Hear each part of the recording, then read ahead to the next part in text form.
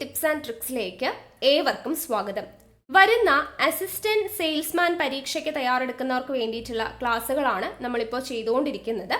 അപ്പോൾ അസിസ്റ്റന്റ് സെയിൽസ്മാന് വേണ്ടി നമ്മളൊരു സ്റ്റഡി പ്ലാൻ പറഞ്ഞിട്ടുണ്ടായിരുന്നു. നമ്മുടെ ലൈവ് സെഷൻ കാണാത്തവരുണ്ടെങ്കിൽ ഒന്ന് കണ്ടു നോക്കുക. ഏത് രീതിയിലാണ് നമ്മൾ ക്ലാസ്സുകൾ മുന്നോട്ട് കൊണ്ടുപോകുന്നത് എന്നുള്ള കാര്യങ്ങളൊക്കെ വളരെ വിശദമായിട്ട് തന്നെ ആ ഒരു സെഷനിൽ പറഞ്ഞിട്ടുണ്ടായിരുന്നു. അപ്പോൾ നമ്മളിപ്പോൾ സ്റ്റാർട്ട് ചെയ്തിട്ടുള്ള ടോപ്പിക് എന്ന് പറയുന്നത് ഭരണഘടനയാണ്. അപ്പോൾ നമ്മുടെ പഠന രീതി എന്ന് പറയുന്നത് ഓരോ ദിവസവും പഠിക്കേണ്ട ടോപ്പിക്ക് നിങ്ങൾക്ക് ടെലിഗ്രാമിൽ ഞാൻ മെൻഷൻ ചെയ്ത് തരും. അപ്പോൾ ടെലിഗ്രാമിൽ ജോയിൻ ചെയ്യാത്തവരുണ്ടെങ്കിൽ ഇപ്പോൾ തന്നെ ജോയിൻ ചെയ്യുക. ടെലിഗ്രാമിൻ്റെ ലിങ്ക് താഴെ ഡിസ്ക്രിപ്ഷൻ ബോക്സിലും കമൻറ്റ് ബോക്സിൽ ഫസ്റ്റ് കമൻ്റ് ആയിട്ടും കൊടുത്തിട്ടുണ്ട്. നമ്മൾ മെൻഷൻ ചെയ്ത ടോപ്പിക്കുമായി ബന്ധപ്പെട്ട ക്ലാസ് പിറ്റേ ദിവസം കാലത്ത് നമ്മൾ അപ്ലോഡ് ചെയ്യുന്നതാണ്. ക്ലാസ് കണ്ട് നോട്ട്സ് തയ്യാറാക്കിയിട്ട് പഠിക്കുക. ആ ദിവസം തന്നെ രാത്രി 8 മണിക്ക് നമ്മൾ പഠിച്ച ടോപ്പിക്കുമായി ബന്ധപ്പെട്ടിട്ടുള്ള PYQ ഡിസ്കഷൻ ഉണ്ടായിരിക്കും. PYQ എന്ന് പറയുമ്പോൾ ലേറ്റസ്റ്റ് ആയിട്ട് നടന്ന 2025 നടന്ന പരീക്ഷകളിലെ ചോദ്യങ്ങളും 24, 23, 22 വർഷങ്ങളിൽ നടന്ന ചോദ്യങ്ങൾ, പിന്നെ നമ്മുടെ അസിസ്റ്റന്റ് സെയിൽസ്മാന്റെ അതേ സിലബസ് പ്രകാരം നടന്ന പരീക്ഷകളിലെ ചോദ്യങ്ങൾ, അതായത് 10th മെയിൻസ്, സെക്രട്ടേറിയറ്റ് OA ഇപ്പോൾ ലേറ്റസ്റ്റ് ആയിട്ട് നടന്നിട്ടുള്ള പരീക്ഷ, അങ്ങനെയുള്ള നമ്മുടെ സിലബസ് പ്രകാരം നടന്ന LDC അങ്ങനെയുള്ള പരീക്ഷകളിലെ ചോദ്യങ്ങളെല്ലാം ഉൾപ്പെടുത്തിയിട്ടുള്ള PYQ ഡിസ്കഷനാണ്. വളരെ എഫക്റ്റീവ് ആയിട്ടുള്ള ഒരു മെത്തേഡാണ് നമ്മൾ ഫോളോ ചെയ്യുന്നത്. അപ്പോൾ ഇതുവരെയും നമ്മുടെ കൂടെ ഫോളോ ചെയ്യാത്തവരുണ്ടെങ്കിൽ ഇന്ന് മുതൽ തന്നെ സ്റ്റാർട്ട് ചെയ്തോളാം. വളരെ കുറച്ച് ക്ലാസ്സുകളെ നമ്മൾ ചെയ്തിട്ടുള്ളൂ. ഇപ്പോൾ സ്റ്റാർട്ട് ചെയ്ത് കഴിഞ്ഞാൽ നിങ്ങൾക്ക് പരീക്ഷയാകുമ്പോഴത്തേക്കും നല്ല രീതിയിൽ തന്നെ പഠിച്ചെത്താൻ വേണ്ടി സാധിക്കുന്നതാണ്. അപ്പോൾ ഇന്ന് നമ്മൾ ഡിസ്കസ് ചെയ്യാൻ വേണ്ടി പോകുന്ന ടോപ്പിക് എന്ന് പറയുന്നത് PSC പരീക്ഷകളിൽ ഇപ്പോൾ സ്ഥിര സാന്നിധ്യമായിട്ടുള്ള ഒരു ടോപ്പിക്കാണ് ഗവൺമെന്റിന്റെ ഘടകങ്ങൾ എന്ന് പറയുന്നത്. അതിലെ രാഷ്ട്രപതി ആയിക്കോട്ടെ, ഉപരാഷ്ട്രപതി ആയിക്കോട്ടെ, രാജ്യസഭ, പ്രധാനമന്ത്രി, അങ്ങനെ സുപ്രീം കോടതി, ഇങ്ങനെയുള്ള എല്ലാ ഭാഗങ്ങളിൽ നിന്നും സ്ഥിരമായിട്ട് ഇപ്പോൾ PSC പരീക്ഷകളിൽ ചോദ്യങ്ങൾ കണ്ടുവരുന്നുണ്ട്. അപ്പോൾ ആ ഒരു ടോപ്പിക്കാണ് നമ്മൾ ഇന്നത്തെ ക്ലാസ്സിൽ പഠിക്കാൻ വേണ്ടി പോകുന്നത്. അപ്പോൾ നോട്ട്സ് തയ്യാറാക്കിയിട്ട് നിങ്ങൾ പഠിക്കുക. വളരെ ഡീറ്റെയിൽഡ് ആയിട്ട് തന്നെയാണ് നമ്മൾ ക്ലാസ് എടുക്കുന്നത്. ഫ്രീ ക്ലാസ് ആണെന്ന് പറഞ്ഞിട്ട് നമ്മുടെ ക്ലാസ്സുകളിൽ ക്വാളിറ്റിയിൽ ഒന്നും തന്നെ നമ്മൾ കുറവ് വരുത്താറില്ല. അപ്പോൾ പക്കയായിട്ടുള്ള ക്ലാസ്സുകളാണ്. നോട്ട്സ് തയ്യാറാക്കിയിട്ട് പഠിക്കുക. രാത്രി നമുക്കിതിൻ്റെ PYQ ഡിസ്കഷൻ സെഷൻ ഉണ്ടായിരിക്കും. ലൈവ് ആണ്. ലൈവ് ക്ലാസ് എപ്പോഴും രാത്രി 8 മണിക്കാണ് കേട്ടോ. അപ്പോൾ കൃത്യമായിട്ട് തന്നെ ജോയിൻ ചെയ്യുക. മിസ്സാവാതിരിക്കാനായിട്ട് നമ്മുടെ ടെലിഗ്രാമിൽ ജോയിൻ ചെയ്തിരുന്നാൽ മതി. നമ്മൾ ടെലിഗ്രാമിലെ ലിങ്ക് ഷെയർ ചെയ്ത് തരുന്നതാണ്. ഓക്കെ അല്ലേ? അപ്പോൾ നമുക്ക് എന്തായാലും ഇന്നത്തെ ക്ലാസ് സ്റ്റാർട്ട് ചെയ്യാം. അപ്പോൾ ഇന്നത്തെ ക്ലാസ്സിൽ നമ്മൾ പഠിക്കുന്നത് ഗവർണറാണ്. സംസ്ഥാന കാര്യനിർവഹണ വിഭാഗത്തിൻ്റെ ഭാഗമായിട്ട് വരുന്ന ഗവർണർ. അപ്പോൾ നമുക്ക് നോക്കാം. അപ്പോൾ സംസ്ഥാന ഗവൺമെന്റിനെ കുറിച്ച് അല്ലെങ്കിൽ സംസ്ഥാന കാര്യനിർവഹണ വിഭാഗത്തെക്കുറിച്ച് പ്രതിപാദിക്കുന്ന ഭാഗം എത്രയാണ് എന്ന് ചോദിച്ചു കഴിഞ്ഞാൽ ഭാഗം ആദ്യം പഠിച്ചു വെച്ചേക്കുക. ഭാഗം 6. ഭാഗം 6ലാണ് സംസ്ഥാന ഗവൺമെന്റിനെ കുറിച്ച് പ്രതിപാദിക്കുന്നത്. ഭാഗം 6. ആർട്ടിക്കിൾ ചോദിക്കുകയാണെങ്കിൽ 152 മുതൽ 237 വരെയുള്ള ആർട്ടിക്കിളിലാണ് സംസ്ഥാന ഗവൺമെന്റിനെ കുറിച്ച് പ്രതിപാദിക്കുന്നത്. സംസ്ഥാന ഗവൺമെന്റുമായി ബന്ധപ്പെട്ട ഭാഗം 6 ആർട്ടിക്കിൾ ചോദിക്കുകയാണെങ്കിൽ 152 മുതൽ 237 വരെ. നമ്മുടെ സംസ്ഥാനത്തിൻ്റെ കാര്യനിർവഹണ വിഭാഗത്തിൻ്റെ തലവൻ, സ്റ്റേറ്റ് എക്സിക്യൂട്ടീവ് ഹെഡ് എന്ന് പറയുന്നത് ആരാണ്? ഗവർണറാണ്. ഓക്കെ, അപ്പം സംസ്ഥാന കാര്യനിർവഹണ വിഭാഗത്തിൻ്റെ തലവനാണ് ആര്? ഗവർണർ. സംസ്ഥാന കാര്യനിർവഹണ വിഭാഗത്തിൻ്റെ തലവൻ എന്നറിയപ്പെടുന്നത് ഗവർണറാണ്. അപ്പോൾ സംസ്ഥാന ഗവർണർ എന്ന് പറയുമ്പോൾ നമ്മുടെ സംസ്ഥാന ഗവൺമെന്റിനെയും കേന്ദ്ര ഗവൺമെന്റിനെയും തമ്മിൽ ബന്ധിപ്പിക്കുന്ന അല്ലെങ്കിൽ യോജിപ്പിക്കുന്ന ഒരു കണ്ണിയായിട്ട് പ്രവർത്തിക്കുന്ന ഒരാളാണ് അല്ലേ? ഗവർണർ എന്ന് പറയുമ്പോൾ സംസ്ഥാന ഗവൺമെന്റിനെയും കേന്ദ്ര ഗവൺമെന്റിനെയും തമ്മിൽ കണക്ട് ചെയ്യുന്ന ഒരു കണ്ണിയായിട്ട് പ്രവർത്തിക്കുന്ന ആളാണ് ഗവർണർ എന്ന് പറയുന്നത്. നമ്മുടെ ഗവർണറെ നിയമിക്കുന്നത് ആരാ? നിയമിക്കുന്നത് പ്രസിഡന്റ് ആണ്. ഗവർണറെ നിയമിക്കുന്നത് പ്രസിഡന്റ് ആണ് എന്നുള്ളത് ഓർത്തിരിക്കുക. അപ്പോൾ സംസ്ഥാനത്തിൻ്റെ ഭരണപരമായിട്ടുള്ള എല്ലാ കാര്യങ്ങളും അല്ലെങ്കിൽ എല്ലാ റിപ്പോർട്ടുകളും നമ്മുടെ പ്രസിഡന്റിന് കൈമാറുന്നതും ആര് തന്നെയാണ്? ഗവർണർ തന്നെയാണ്. ഓക്കെ, ഗവർണറെ നിയമിക്കുന്നത് പ്രസിഡന്റ് ആണ്. ഗവർണർ നമ്മുടെ സംസ്ഥാനത്തിൻ്റെ ഭരണപരമായ കാര്യങ്ങളുമായി ബന്ധപ്പെട്ടിട്ടുള്ള റിപ്പോർട്ടുകളെല്ലാം സമർപ്പിക്കുന്നത് ആർക്കാണ്? പ്രസിഡന്റിനാണ് സമർപ്പിക്കുക എന്നുള്ളത് ഓർത്തിരിക്കുക. ഇനി ഗവർണറിനെ കുറിച്ച് പ്രതിപാദിക്കുന്ന ആർട്ടിക്കിൾ ചോദിച്ചു കഴിഞ്ഞാൽ ആർട്ടിക്കിൾ 153. ആർട്ടിക്കിൾ 153ലാണ് ഗവർണറെ കുറിച്ച് പ്രതിപാദിക്കുന്നത്. ഓക്കെ, ഇനി ഒരാൾക്ക് തന്നെ ഒന്നിലധികം സംസ്ഥാനങ്ങളുടെ ഗവർണർ പദവി വഹിക്കാവുന്നതാണ് അല്ലെ? ഒരാൾക്ക് തന്നെ, ഒരു വ്യക്തിക്ക് തന്നെ ഒന്നിലധികം സംസ്ഥാനങ്ങളുടെ ഗവർണറായിട്ട് പ്രവർത്തിക്കാം എന്ന് പറയുന്നത് 1956 7ാം ഭേദഗതിയിലൂടെ കൊണ്ടുവന്ന ഒരു കാര്യമാണ്. ഇമ്പോർട്ടൻ്റ് ആണ്. ഒരു വ്യക്തിക്ക് ഒന്നിലധികം സംസ്ഥാനങ്ങളുടെ ഗവർണറായിട്ട് പ്രവർത്തിക്കാം. ഈ ഒരു മാറ്റം കൊണ്ടുവന്നിട്ടുള്ള ഭേദഗതി എന്ന് പറയുന്നത് ഏതാണ്?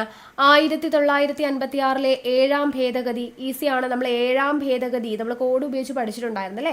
അപ്പോൾ 1956 5 6 7. അപ്പോൾ 7ാം ഭേദഗതി 56 വർഷം എന്നുള്ളത് നമ്മൾ പഠിച്ചു. ഈ 7 എന്നെഴുതിയതിന് ജസ്റ്റ് ഒന്ന് ഇങ്ങനെ ഇട്ട് കഴിഞ്ഞാൽ ജി ആയി. G for governor.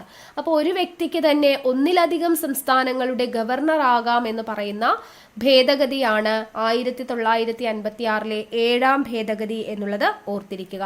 അപ്പൊ ഗവർണറെ കുറിച്ച് പ്രതിപാദിക്കുന്ന ആർട്ടിക്കിൾ 153 എന്ന് പറഞ്ഞു. ഇനി ഗവർണർ ആയിരിക്കും സംസ്ഥാനങ്ങളുടെ കാര്യനിർവഹണ വിഭാഗ തലവൻ എന്ന് നമ്മൾ പറഞ്ഞില്ലേ? അതിനെക്കുറിച്ച് പ്രതിപാദിക്കുന്ന ആർട്ടിക്കിൾ 154. അപ്പൊ ഗവർണറെ കുറിച്ച് പ്രതിപാദിക്കുന്നത് ആർട്ടിക്കിൾ 153.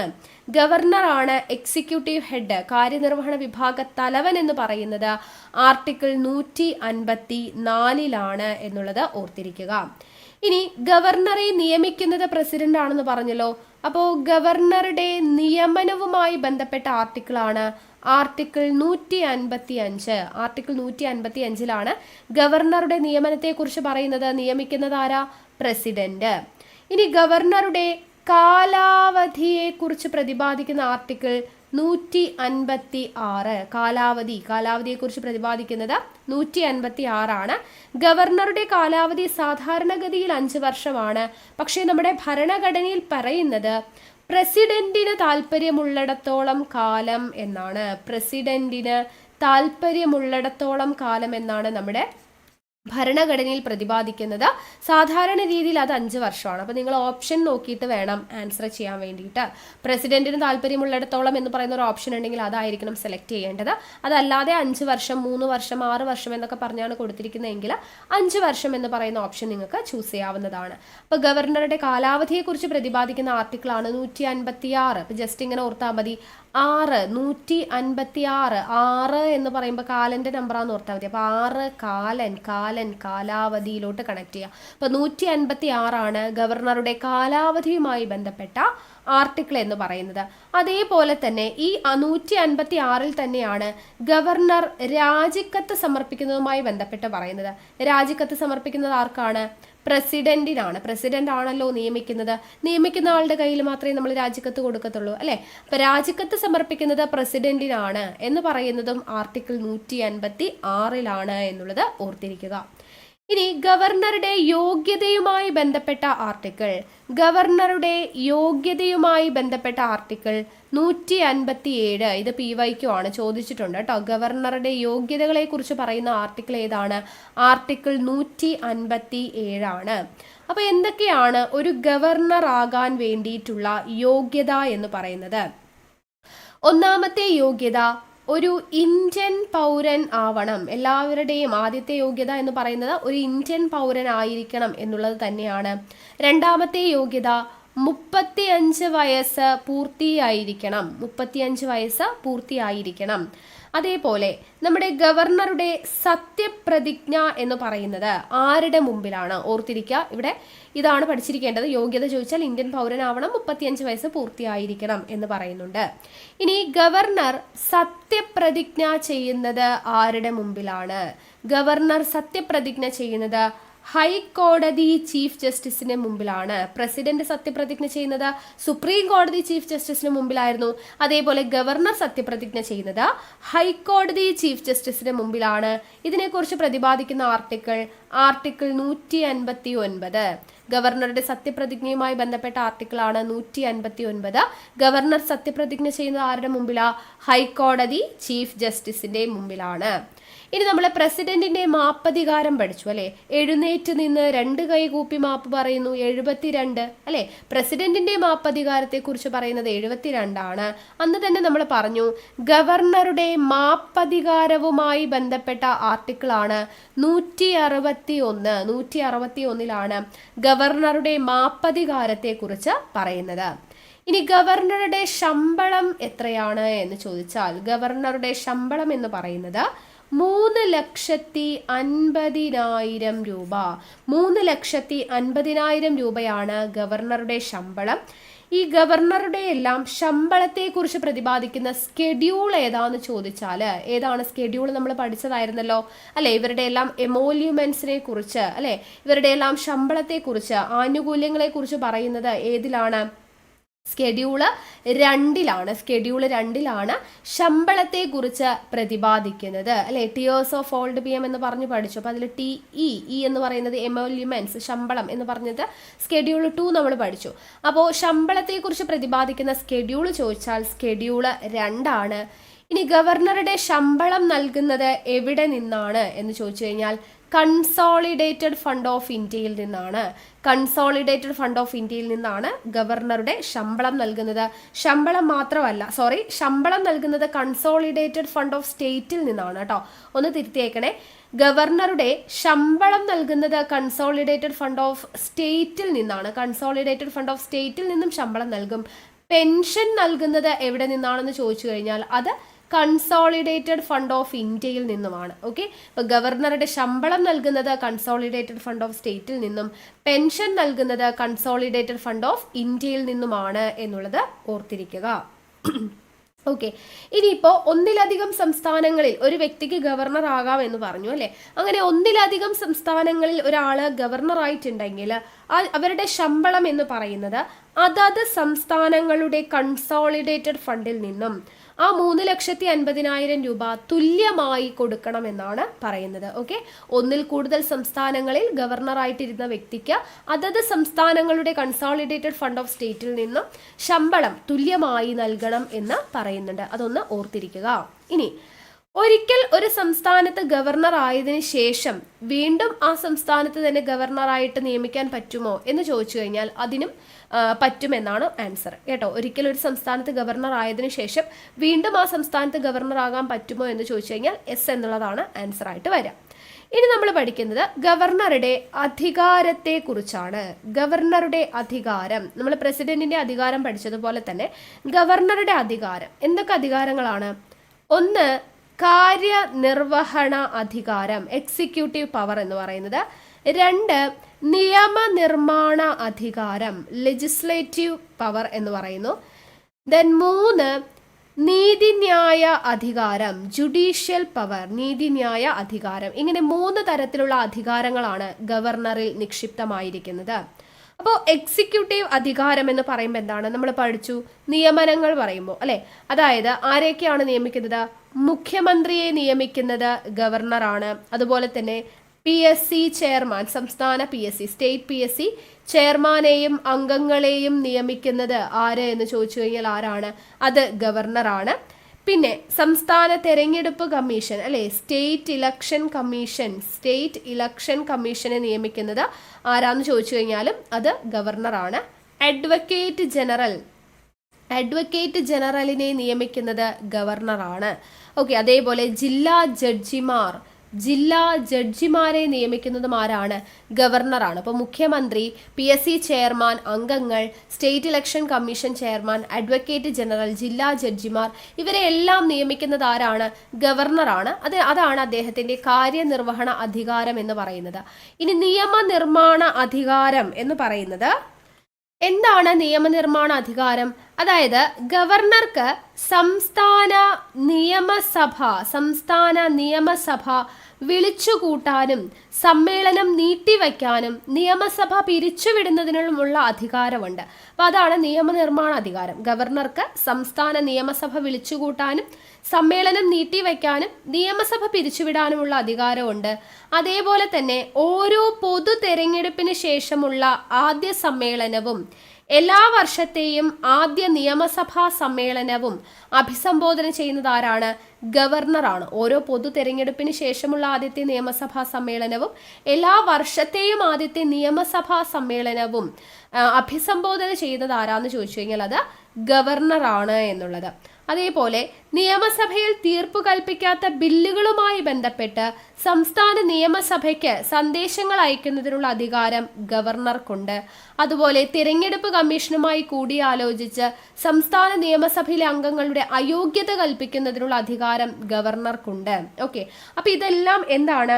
നിയമനിർമ്മാണ അധികാരങ്ങളാണ്, ഗവർണറുടെ നിയമനിർമ്മാണ അധികാരങ്ങളാണ് എന്ന് നമുക്ക് പറയാം. ഇനി അടുത്തത് നീതിന്യായ അധികാരങ്ങൾ. ജുഡീഷ്യൽ പവർ എന്ന് പറയുന്നത് എന്തൊക്കെയാണ്? ഗവർണറുടെ നീതിന്യായ അധികാരങ്ങൾ എന്ന് പറയുന്നത് സംസ്ഥാന നിയമത്തിന്റെ പരിധിയിൽ വരുന്ന പ്രദേശങ്ങളിൽ വിധിക്കപ്പെട്ട ശിക്ഷകൾക്ക് ഇളവ് നൽകുക. നമ്മൾ പറഞ്ഞില്ലേ മാപ്പധികാരം എന്ന് പറയുന്നത്. അപ്പൊ ശിക്ഷകൾക്ക് ഇളവ് നൽകുന്നതിനുള്ള അധികാരം ഗവർണർക്കുണ്ട്. അതിൽ വധശിക്ഷയ്ക്ക് ഇളവ് നൽകാനുള്ള അധികാരം ഗവർണർക്കില്ല, അത് പ്രസിഡന്റിന് മാത്രമാണെന്ന് നമ്മൾ പഠിച്ചിട്ടുണ്ടായിരുന്നു.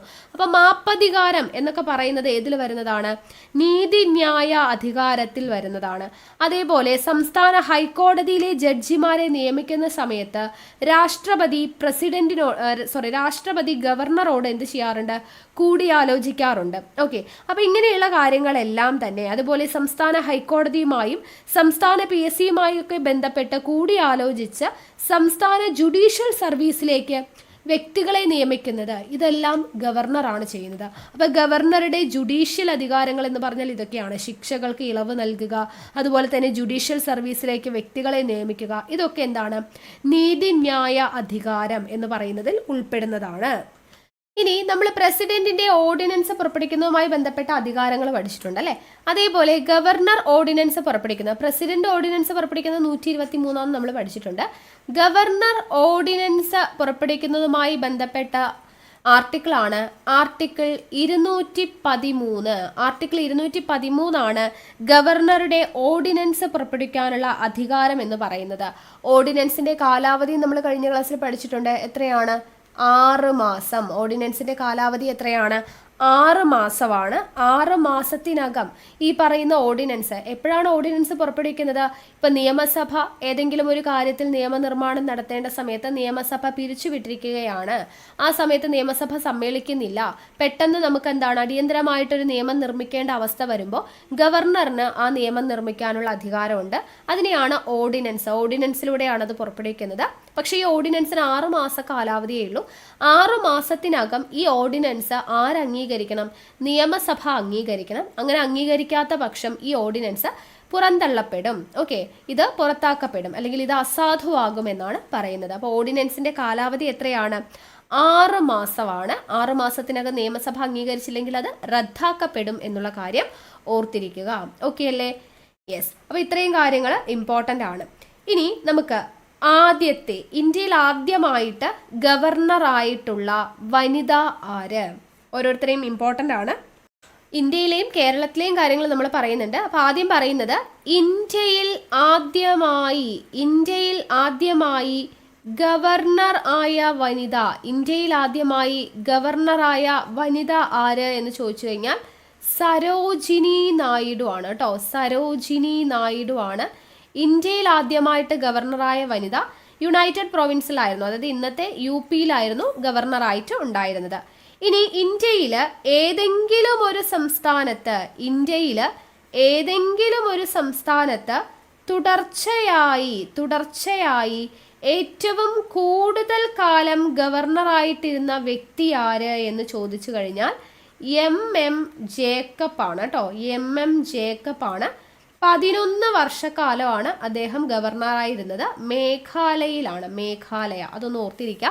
ഇന്ത്യയിലെ ഏതെങ്കിലും ഒരു സംസ്ഥാനത്ത് തുടർച്ചയായി ഏറ്റവും കൂടുതൽ കാലം ഗവർണറായത് MM ജേക്കബ് ആണ്. 11 വർഷക്കാലം മേഘാലയയിൽ. ഇനി ഏറ്റവും കൂടുതൽ കാലം ഗവർണറാകുന്ന വനിത, ഏറ്റവും കൂടുതൽ കാലം ഗവർണർ ആകുന്ന വനിതയാര് എന്ന് ചോദിച്ചു കഴിഞ്ഞാൽ അത് പത്മജ നായിഡു ആണ്. പത്മജ നായിഡു ആണ് ഏറ്റവും കൂടുതൽ കാലം ഗവർണറാകുന്ന വനിത. ഓക്കെ, വെസ്റ്റ് ബംഗാൾ ആയിരുന്നു. 10 വർഷക്കാലമാണ് ഗവർണറായിരുന്നത്. വെസ്റ്റ് ബംഗാളിൽ 10 വർഷക്കാലം ഗവർണറായിരുന്നു. ഇനി ഗവർണറായ ആദ്യ മലയാളി ചോദിച്ചാലോ? ഗവർണറായ ആദ്യത്തെ മലയാളി ചോദിച്ചു കഴിഞ്ഞാൽ VP മേനോൻ. VP മേനോൻ ആണ്. ഒറീസയിലായിരുന്നു. ഒറീസയിലെ ഗവർണറായിരുന്നു. ഗവർണറായ ആദ്യത്തെ മലയാളി ചോദിച്ചാൽ ആരാണ്? VP മേനോൻ എന്നുള്ളത് ഓർത്തിരിക്കുക. ഇനി ഗവർണറായ ആദ്യത്തെ മലയാളി വനിത. ഗവർണറായ ആദ്യത്തെ മലയാളി വനിത എന്ന് പറയുന്നത് ആരാണ്? ഫാത്തിമ ബീവി. ഫാത്തിമ ബീവിയെ കുറിച്ച് നമ്മൾ പഠിച്ചിട്ടുണ്ട് അല്ലേ. ഫാത്തിമ ബീവി ഗവർണറായിട്ടുള്ള ആദ്യത്തെ മലയാളി ചോദിച്ചു കഴിഞ്ഞാൽ, മലയാളി വനിത ചോദിച്ചു കഴിഞ്ഞാൽ ഫാത്തിമ ബീവിയാണ്. സുപ്രീം കോടതി ജഡ്ജായ ആദ്യത്തെ വനിതയാണ്. ഗവർണറായ ആദ്യത്തെ മലയാളി വനിത ഫാത്തിമ ബീവി. ഓക്കെ, അപ്പൊ ഇന്ത്യയുടെ കാര്യമാണ് ഇത്രയും പറഞ്ഞത്. ഓർത്തിരിക്കുക, ഇന്ത്യയിലെ ആദ്യത്തെ ഗവർണറായിട്ടുള്ള വനിത എന്ന് പറയുന്നത് സരോജിനി നായിഡു, UP-യിലായിരുന്നു.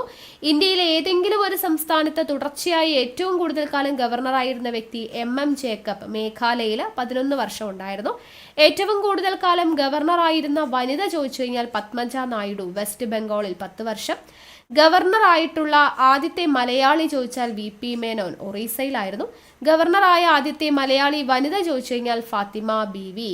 ഓക്കെ, ഇനി നമുക്ക് നമ്മുടെ കേരളത്തിലോട്ട് വരുന്ന സമയത്ത് കേരളത്തിലെ ആദ്യത്തെ ഗവർണർ, കേരളത്തിലെ ആദ്യത്തെ ഗവർണർ ആര് എന്ന് ചോദിച്ചു കഴിഞ്ഞാൽ ആരാണ്?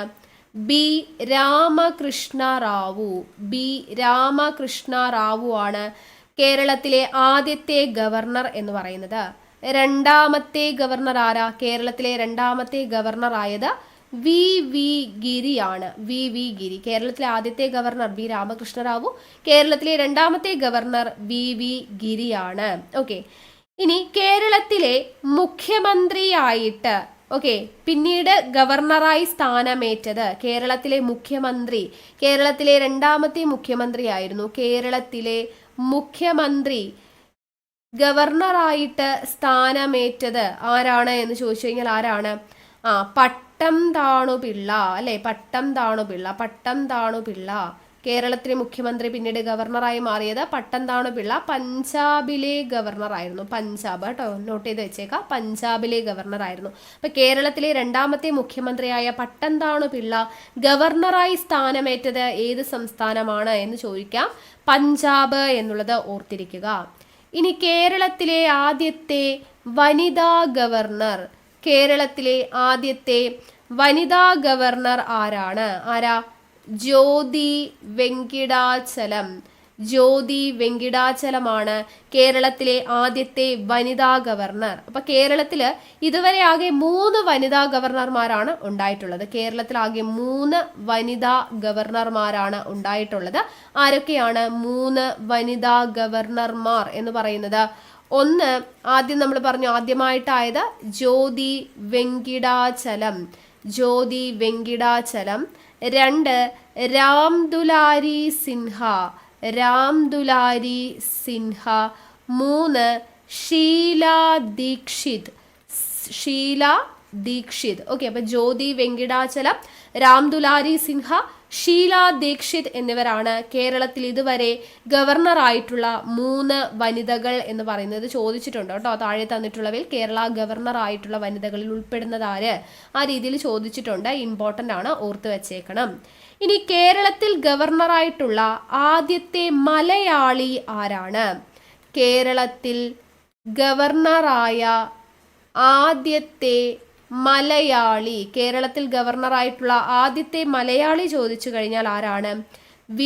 വിശ്വനാഥനാണ്. V. വിശ്വനാഥൻ കേരളത്തിൽ ഗവർണറായ ആദ്യത്തെ മലയാളിയാണ് V. വിശ്വനാഥൻ. കേരളത്തിൽ ഏറ്റവും കൂടുതൽ കാലം, കേരളത്തിൽ ഏറ്റവും കൂടുതൽ കാലം ഗവർണറായിട്ടുള്ള വ്യക്തി, ഏറ്റവും കൂടുതൽ കാലം കേരള ഗവർണറായിട്ടുള്ള വ്യക്തി ആര് എന്ന് ചോദിച്ചാലും ആര് തന്നെയാണ്? V. വിശ്വനാഥൻ തന്നെയാണ്. അപ്പൊ കേരള ഗവർണറായിട്ടുള്ള ആദ്യത്തെ മലയാളി V. വിശ്വനാഥൻ. ഏറ്റവും കൂടുതൽ കാലം ഗവർണറായിട്ടുള്ള കേരളത്തിലെ ഗവർണറായ വ്യക്തി V. വിശ്വനാഥനാണ്. ഇനി സുപ്രീം കോടതി ചീഫ് ജസ്റ്റിസ്, സുപ്രീം കോടതി ചീഫ് ജസ്റ്റിസ് ആയിരുന്ന വ്യക്തി പിന്നീട് ഒരു സംസ്ഥാനത്തിന്റെ ഗവർണറായി മാറിയിട്ടുണ്ടായിരുന്നു. അദ്ദേഹമാണ് P. സദാശിവം. P. സദാശിവം. അപ്പൊ സുപ്രീം കോടതി ചീഫ് ജസ്റ്റിസ് ആയിരുന്നിട്ട് ഗവർണറായ വ്യക്തി ആര് എന്ന് ചോദിച്ചു കഴിഞ്ഞാൽ P. സദാശിവമാണ്. ഇനി നമ്മുടെ നിലവിലെ കേരള ഗവർണർ ആരാണ്? നിലവിലെ ഗവർണർ ആരിഫ് മുഹമ്മദ് ഖാൻ. ആരിഫ് മുഹമ്മദ് ഖാനാണ് നിലവിലെ കേരള ഗവർണർ എന്ന് പറയുന്നത്. ദെൻ പദവിയിലിരിക്കെ അന്തരിച്ച ഗവർണർ ആരാണ്? പദവിയിലിരിക്കെ അന്തരിച്ച കേരളത്തിലെ ആദ്യത്തെ ഗവർണറാണ്. പദവിയിലിരിക്കെ അന്തരിച്ച കേരളത്തിലെ ആദ്യത്തെ ഗവർണർ ആര് എന്ന് ചോദിച്ചു കഴിഞ്ഞാൽ സിക്കന്ദർ ഭക്ത് ആണ് കേട്ടോ. സിക്കന്ദർ ഭക്ത് ആണ്. പദവിയിലിരിക്കെ അന്തരിച്ച കേരളത്തിലെ ആദ്യത്തെ ഗവർണർ ആര് എന്ന് ചോദിച്ചു കഴിഞ്ഞാൽ ആരാണ്? സിക്കന്ദർ ഭക്ത് ആണ് എന്നുള്ളത് ഓർത്തിരിക്കുക. ഓക്കെ അല്ലേ? അപ്പൊ ഇത്രയും കാര്യങ്ങളാണ് നമുക്ക് ഗവർണറുമായി ബന്ധപ്പെട്ട് പഠിക്കാനായിട്ടുള്ളത്. അപ്പൊ ഇന്നത്തെ ക്ലാസ്സിൽ നമ്മൾ പഠിക്കുന്നത് മുഖ്യമന്ത്രിയെ കുറിച്ചാണ്, CM-നെ കുറിച്ചാണ് പഠിക്കാനായിട്ട് പോകുന്നത്. മുഖ്യമന്ത്രി. ഓക്കെ, അപ്പൊ നമുക്ക് സ്റ്റാർട്ട് ചെയ്യാം. മുഖ്യമന്ത്രിയെ കുറിച്ച് പറയുന്നതിന് മുൻപ് നമ്മൾ കഴിഞ്ഞ ക്ലാസ്സിൽ ഗവർണറെ കുറിച്ച് പറഞ്ഞപ്പോൾ പറഞ്ഞു സംസ്ഥാന ഗവൺമെന്റിനെ കുറിച്ച് പ്രതിപാദിക്കുന്ന ഭാഗം എത്രയാണെന്ന് പറഞ്ഞു. സംസ്ഥാന ഗവൺമെന്റിനെ കുറിച്ച് പ്രതിപാദിക്കുന്ന ഭാഗം 6. ഭാഗം 6ലാണ് സംസ്ഥാന ഗവൺമെന്റിനെ കുറിച്ച് പ്രതിപാദിക്കുന്നത് എന്ന് പറഞ്ഞു. ആർട്ടിക്കിൾ 152 മുതൽ 237 വരെ അല്ലെ, കഴിഞ്ഞ ക്ലാസ്സിൽ പഠിച്ചതാണ്. അപ്പൊ ആർട്ടിക്കിൾ 152 മുതൽ 237 വരെ ഭാഗം 6ലാണ് സംസ്ഥാന ഗവൺമെന്റിനെ കുറിച്ച് പ്രതിപാദിക്കുന്നത്. ഓക്കെ, അപ്പോ നമുക്കറിയാം നമ്മുടെ മുഖ്യമന്ത്രിയെ കുറിച്ച് പ്രതിപാദിക്കുന്ന ആർട്ടിക്കിൾ എന്ന് പറയുന്നത് ആർട്ടിക്കിൾ 163 ആണ്. ആർട്ടിക്കിൾ 163ലാണ് മുഖ്യമന്ത്രിയെ കുറിച്ച് പ്രതിപാദിക്കുന്നത്. നമ്മൾ കഴിഞ്ഞ ദിവസം രാഷ്ട്രപതി പഠിച്ചു, പ്രധാനമന്ത്രി പഠിച്ചു. അപ്പൊ നമ്മളൊരു കാര്യം പറഞ്ഞിട്ടുണ്ടായിരുന്നു, രാഷ്ട്രപതി എന്ന് പറയുന്നത് ഡീച്വർ ഹെഡ് ആണ്, നാമമാത്രമായ അധികാരമാണ് രാഷ്ട്രപതിക്കുള്ളത്. എന്നാൽ പ്രധാനമന്ത്രി ഡിഫാക്റ്റോ ഹെഡ് ആണ്, യഥാർത്ഥ അധികാരം മുഴുവൻ ആർക്കാണുള്ളത്? പ്രധാനമന്ത്രിക്കാണുള്ളത് എന്ന് പറഞ്ഞു അല്ലേ. അതേപോലെ തന്നെയാണ് സംസ്ഥാനത്തോട്ട് വരുമ്പോൾ ഗവർണർ, കഴിഞ്ഞ ദിവസം പഠിച്ചല്ലോ, സംസ്ഥാന കാര്യനിർവഹണ വിഭാഗത്തിന്റെ തലവൻ, എക്സിക്യൂട്ടീവ് ഹെഡ് എന്ന് പറയുന്നത് ഗവർണറാണ്. പക്ഷെ അദ്ദേഹം ഡീജ്വർ ഹെഡ് ആണ്, നാമമാത്രമായ അധികാരമേ ഉള്ളൂ. യഥാർത്ഥ അധികാരം മുഴുവൻ ആർക്കുള്ളതാണ്? അല്ലെങ്കിൽ ഡിഫാക്റ്റോ ഹെഡ് എന്ന് പറയുന്നത് ആരാണ് സംസ്ഥാനത്ത്? മുഖ്യമന്ത്രിയാണ്. ഓക്കെ, അപ്പൊ ആർട്ടിക്കിൾ 163 മുഖ്യമന്ത്രിയെ കുറിച്ച് എങ്ങനെയാണ് പ്രതിപാദിക്കുന്നത് എന്ന് ചോദിച്ചാൽ, സംസ്ഥാനത്ത് ഗവർണറെ ഭരണകാര്യങ്ങളിൽ സഹായിക്കുന്നതിനും ഉപദേശിക്കുന്നതിനുമായിട്ട് ഒരു മന്ത്രിസഭയുണ്ടായിരിക്കും. ആ മന്ത്രിസഭയുടെ തലവൻ മുഖ്യമന്ത്രി ആയിരിക്കും എന്നാണ് പറയുന്നത്. പ്രധാനമന്ത്രിയെ നമ്മൾ നിർവചിച്ചതുപോലെ അവിടെ എന്ത് പറഞ്ഞു? രാഷ്ട്രപതിയെ ഭരണകാര്യങ്ങളിൽ സഹായിക്കുന്നതിനും ഉപദേശിക്കുന്നതിനുമായിട്ടൊരു മന്ത്രിസഭയുണ്ടായിരിക്കും. ആ മന്ത്രിസഭയുടെ തലവൻ പ്രധാനമന്ത്രി ആയിരിക്കും എന്ന് നമ്മൾ പഠിച്ചില്ലേ. അതേപോലെ തന്നെ സംസ്ഥാനത്തോട്ട് വരുമ്പോൾ ഗവർണറെ ഭരണകാര്യങ്ങളിൽ സഹായിക്കുന്നതിനും ഉപദേശിക്കുന്നതിനുമായിട്ട് ഒരു മന്ത്രിസഭയുണ്ടായിരിക്കും. ആ മന്ത്രിസഭയുടെ തലവൻ എന്ന് പറയുന്നത് ആരായിരിക്കും? മുഖ്യമന്ത്രി ആയിരിക്കും എന്നാണ് ആർട്ടിക്കിൾ 163 പറയുന്നത്. സോ നമുക്ക് പറയാം മുഖ്യമന്ത്രി എന്ന് പറയുന്നത് ഡിഫാക്റ്റോ ഹെഡ് ആണ്. യഥാർത്ഥ അധികാരം മുഖ്യമന്ത്രിക്കാണ്. ഗവർണർക്ക് രാഷ്ട്രപതിയുടേതുപോലെ തന്നെ ഡീജ്വർ ഹെഡ് ആണ്, നാമമാത്രമായ അധികാരം മാത്രമേ ഉള്ളൂ എന്നുള്ള കാര്യം ഓർത്തിരിക്കുക. ഇനി അടുത്തത് ആർട്ടിക്കിൾ 164. ആർട്ടിക്കിൾ 164 പറയുന്നത് കുറച്ചധികം കാര്യങ്ങൾ പറയുന്നുണ്ട്. ഒന്ന്, മുഖ്യമന്ത്രിയെ നിയമിക്കുന്നത് ആര്? മുഖ്യമന്ത്രിയെ നിയമിക്കുന്നത് ആരാണ്? ഗവർണറാണ്. അതിനെക്കുറിച്ച് പറയുന്ന ആർട്ടിക്കിൾ 164. അപ്പൊ മുഖ്യമന്ത്രിയെ നിയമിക്കുന്നത് ഗവർണറാണെന്ന് പ്രതിപാദിക്കുന്ന ആർട്ടിക്കിൾ ഏതാണ്? ആർട്ടിക്കിൾ 164. ഇനി മുഖ്യമന്ത്രിയുടെ കാലാവധി എത്ര? അതിനെക്കുറിച്ചും 164 പറയുന്നത്. മുഖ്യമന്ത്രിയുടെ കാലാവധി സാധാരണഗതിയിൽ 5 വർഷമാണ്. എന്നാൽ ഭരണഘടനയിൽ പ്രതിപാദിക്കുന്നത് പ്രകാരം ഗവർണർക്ക് താല്പര്യമുള്ളിടത്തോളം കാലമാണ്. മുഖ്യമന്ത്രിയുടെ കാലാവധി എന്ന് പറയുന്നത് ഗവർണർക്ക് താല്പര്യമുള്ളിടത്തോളം കാലമാണ് ഉണ്ടായിരിക്കുക. ഇനി ഈ മുഖ്യമന്ത്രിമാരെയും മറ്റു മന്ത്രിമാരും സത്യപ്രതിജ്ഞ ചെയ്യുന്നത് ആരുടെ മുമ്പിലാണ്? മുഖ്യമന്ത്രിമാരും മറ്റു മന്ത്രിമാരും സത്യപ്രതിജ്ഞ ചെയ്യുന്നത് ആരുടെ മുമ്പിലാണ്? അതും ഗവർണറുടെ മുമ്പിലാണ്. സത്യപ്രതിജ്ഞ ചെയ്യുന്നത് ഗവർണറുടെ മുമ്പിലാണ് എന്ന് പ്രതിപാദിക്കുന്ന ആർട്ടിക്കിളും ആർട്ടിക്കിൾ 164. അതേപോലെ തന്നെ സംസ്ഥാന മന്ത്രിസഭയുടെ കൂട്ടുത്തരവാദിത്തം എന്ന് പറയുന്നത് ആരോടാണ് എന്ന് ചോദിച്ചു കഴിഞ്ഞാൽ അത് സംസ്ഥാന നിയമസഭയോടാണ് എന്ന് പറയുന്നതും ആർട്ടിക്കിൾ 164. നമ്മൾ അവിടെ ഒരു കാര്യം പഠിച്ചിട്ടുണ്ടായിരുന്നു, മന്ത്രിസഭയുടെ കൂട്ടുത്തരവാദിത്തം ലോക്സഭയോടാണ് എന്ന് നമ്മൾ പഠിച്ചു അല്ലെ. പ്രസിഡന്റിനെ കുറിച്ചും പ്രധാനമന്ത്രിയെ കുറിച്ചും പറഞ്ഞപ്പോൾ നമ്മൾ പറഞ്ഞു മന്ത്രിസഭയുടെ കൂട്ടുത്തരവാദിത്തം ലോക്സഭയോടാണ്. അതേപോലെ ഇവിടെ മന്ത്രിസഭയുടെ സംസ്ഥാന മന്ത്രിസഭയുടെ കൂട്ടുത്തരവാദിത്തം കളക്റ്റീവ് റെസ്പോൺസിബിലിറ്റി എന്ന് പറയുന്നത് ആരോടായിരിക്കും? സംസ്ഥാന നിയമസഭയോടായിരിക്കും എന്നുള്ളത് ഓർത്തിരിക്കുക. അതേപോലെ ആർട്ടിക്കിൾ 164 തന്നെ പറയുന്ന മറ്റൊരു പോയിന്റ് ആണ് മന്ത്രിമാരുടെ, സംസ്ഥാനത്തെ മന്ത്രിമാരുടെ പരമാവധി അംഗസംഖ്യ, മുഖ്യമന്ത്രി ഉൾപ്പെടെയാണ് പറയുന്നത്, മുഖ്യമന്ത്രി ഉൾപ്പെടെയുള്ള മന്ത്രിമാരുടെ പരമാവധി അംഗസംഖ്യ എന്ന് പറയുന്നത് എത്രയായിരിക്കണം? മൊത്തം അംഗസംഖ്യയുടെ 15%. ഇതിനെക്കുറിച്ച് പറയുന്ന ഭേദഗതി നമ്മൾ പഠിച്ചു, 91-ാം ഭേദഗതി 2003 എന്ന് നമ്മൾ കഴിഞ്ഞ ദിവസം പഠിച്ചിട്ടുണ്ടായിരുന്നു. അപ്പോൾ മുഖ്യമന്ത്രിമാരുൾപ്പെടെയുള്ള മന്ത്രിസഭയുടെ അംഗസംഖ്യ മൊത്തം അംഗസംഖ്യയുടെ 15% എന്ന് പറയുന്ന ആർട്ടിക്കിളും ഏത് തന്നെയാണ്? ആർട്ടിക്കിൾ 164 തന്നെയാണ് എന്നുള്ളത് ഓർത്തിരിക്കുക. അതേപോലെ തുടർച്ചയായിട്ട് 6 മാസം സംസ്ഥാന നിയമസഭയിൽ അംഗമല്ലാത്ത ഒരു മന്ത്രിക്ക് മന്ത്രിസ്ഥാനം നഷ്ടപ്പെടും എന്ന് പറയുന്നതും ആർട്ടിക്കിൾ 164 കേട്ടോ. തുടർച്ചയായിട്ട് എത്ര മാസം? 6 മാസം സംസ്ഥാന നിയമസഭയിൽ അംഗമല്ല എങ്കിൽ ഒരു മന്ത്രിക്ക് അവരുടെ മന്ത്രിസ്ഥാനം നഷ്ടപ്പെടും എന്ന് പറയുന്ന ആർട്ടിക്കിളും ഏതാണ്? ആർട്ടിക്കിൾ 164. അപ്പം 164 ഇത്രയും കാര്യങ്ങൾ നിങ്ങൾ പഠിച്ചിരിക്കണം. നിയമനം, കാലാവധി, സത്യപ്രതിജ്ഞ, കൂട്ടുത്തരവാദിത്തം, അംഗസംഖ്യ എത്രയാണ് എന്നുള്ള കാര്യവും സംസ്ഥാന നിയമസഭയിൽ 6 മാസം അംഗമായിരിക്കണം എന്നുള്ളത് 6 മാസത്തിനുള്ളിൽ. ഓക്കെ, അപ്പോൾ ഇത്രയും കാര്യങ്ങൾ ഇമ്പോർട്ടൻ്റ് ആണ്.